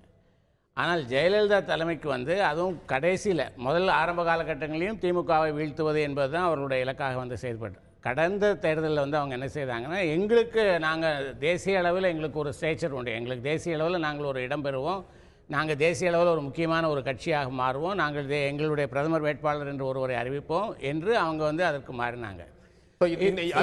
அந்த வாய்ப்பு தொடர்பாங்க. இப்போ திரு மாணவர்களுடைய சிறு கவனத்திற்காக நான் சொல்ல விரும்புகிறேன். இப்போது அதிமுக அம்மா அவர்களுடைய தலைமை இல்லாத நிலையில் பலவீனமாக இருக்கிற நிலையில இந்த தூண்டிலுக்கு சிக்காது என்பது நிச்சயம். கூட்டணி இல்லாமல் அவர்கள் தேர்தலை சந்திக்க முடியுமா? நான் பேசி முடிச்சேன். 2019 வரக்கூடிய பாராளுமன்ற தேர்தலில் ஒரு கூட்டணி இல்லாமல் அதிமுக தேர்தலை சந்திக்க 2019க்கு முன்னாலே வந்து அடுத்த ஜனாதிபதி தேர்தல் வருகிறது. அது அப்பவே வந்து விஷயங்கள் வந்து ஓரளவுக்கு தெளிவாகிவிடும். நான் என்ன சொல்றேன்னா, இப்போ ஜெயலலிதா இல்லாத ஒரு சூழ்நிலையில் வந்துட்டு கூட்டணிக்கான தூண்டில்கள் வீசப்படும். ஆனால் அந்த முடிவை எப்படி எடுப்பாங்கன்னு கேட்டிங்கன்னா, நாம் வீழ்த்த வேண்டிய எதிரி யார், திமுகவா அல்லது காங்கிரஸா அல்லது பிஜேபியா என்கின்ற அடிப்படையில் வந்து அந்த முடிவு எடுக்கப்படும். அதை வந்து கூட்டணிக்கு அவர்கள் போவதற்கான வாய்ப்புகள் வந்து மிக பிரகாசமாக இருக்கிறது. யாரோடு போவார்கள், அப்போ திமுகவினுடைய நிலை அப்போ மாநிலத்தில் எப்படி இருக்கிறது என்பதை பொறுத்து அந்த முடிவு எடுக்கப்படும் என்று நான் சொல்லுவேன். திரு கருணாகரன், நீங்க வந்து இடைவெளிக்கு முன்னாடி குறுக்கிட விரும்புனீங்க பாஜக அதிமுக உறவு பற்றி. பாஜக அதிமுக உறவு என்பது திரு மாலன் அவர்கள் சொன்னது போல ஏதோ மறைந்த முதல்வர்களுடைய இறப்பை வைத்து புதிய உறவை ஏற்படுத்திக் கொள்ள வேண்டும், இந்த ஆட்சிக்கு பின்னாடி இருந்து நிழலாக செயல்பட வேண்டும் என்ற திட்டமோ ஆசையோ பிஜேபிக்கு இருந்ததும் கிடையாது. பிஜேபி இல்ல இல்ல இல்ல அது இல்ல, அதுக்கு தான் நான் உங்களுக்கு சொன்னேன்.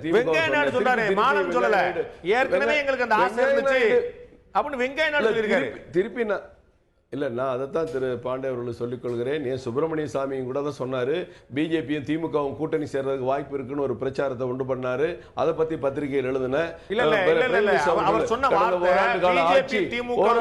வாய்ப்பு இருக்கு, முதலமைச்சர் வேட்பாளராக திரு ஸ்டாலினை முன்னிறுத்தினால் நாங்கள் வந்து ஒரு நல்ல வாய்ப்பு இருக்குன்னு ஒரு சஜஸ்டிவா சொன்னாரு திரு வெங்கையா நாயுடு அவர்கள்.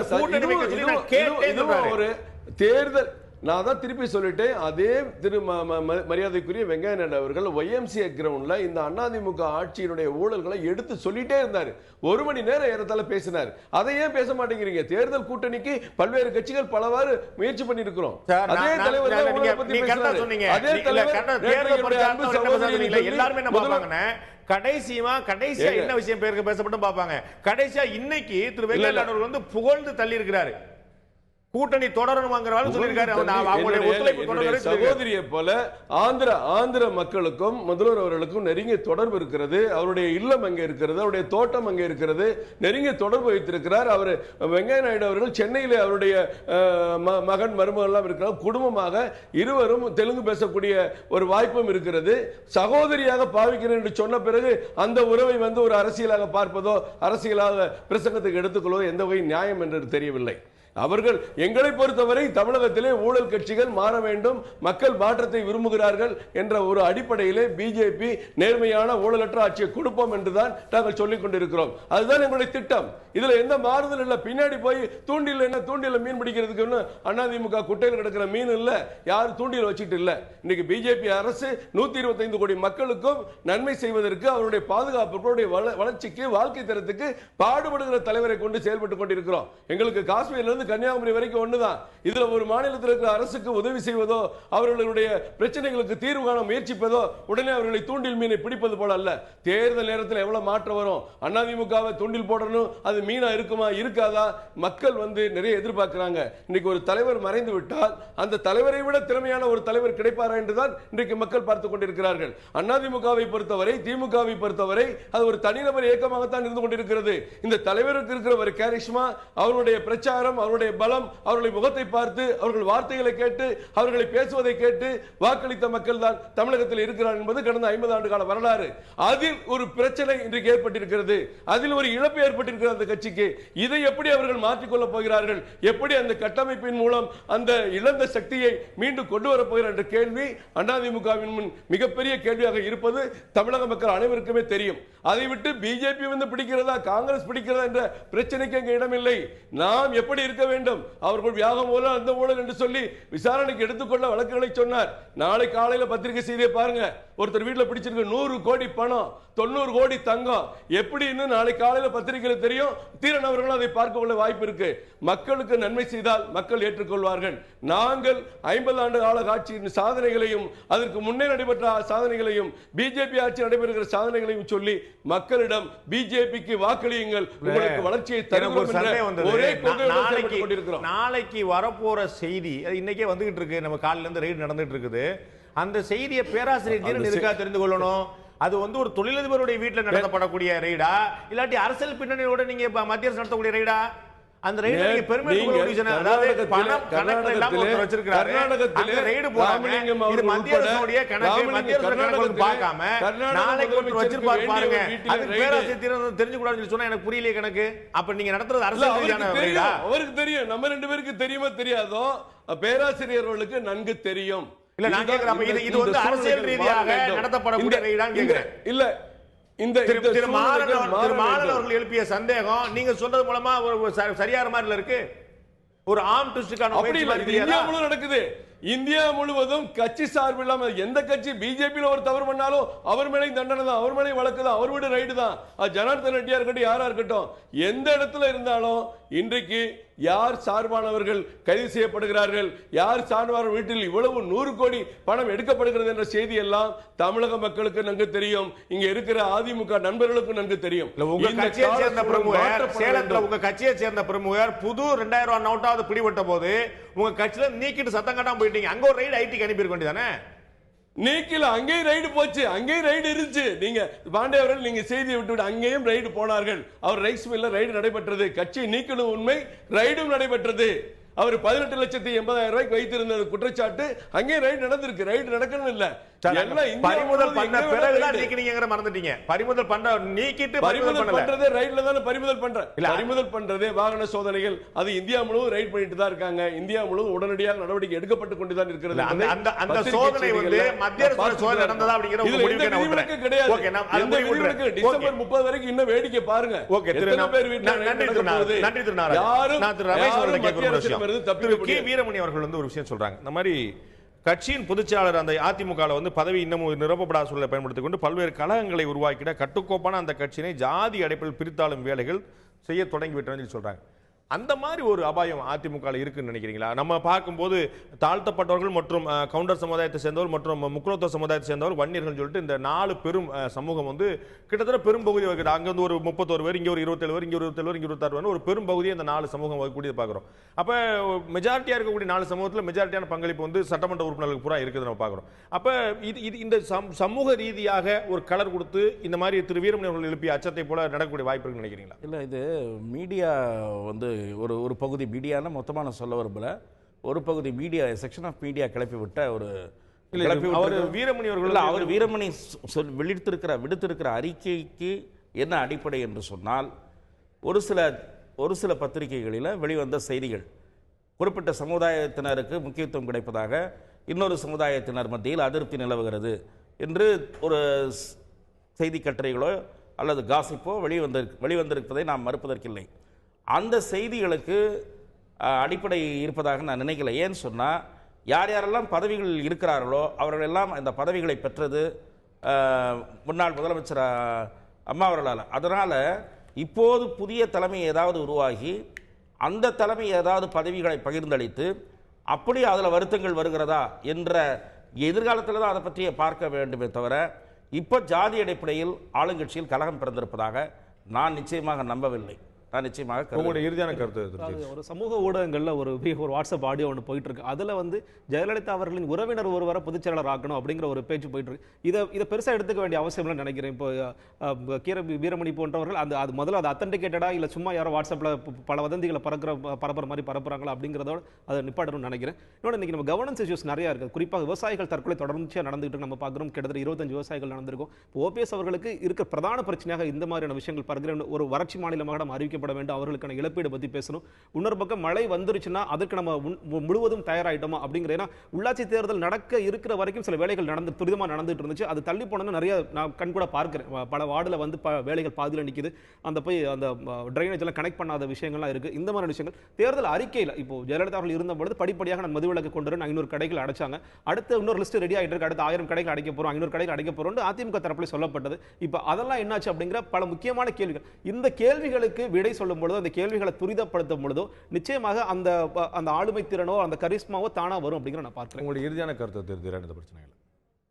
நான் எல்லாருக்கும் சொன்னதுக்கு கொஞ்சம் பதில் சொல்லணும். அது கொஞ்சம் சுருக்கமாக சொல்கிறேன்.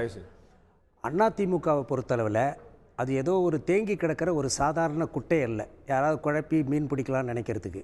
இது வந்து ஒரு கடல் மாதிரி.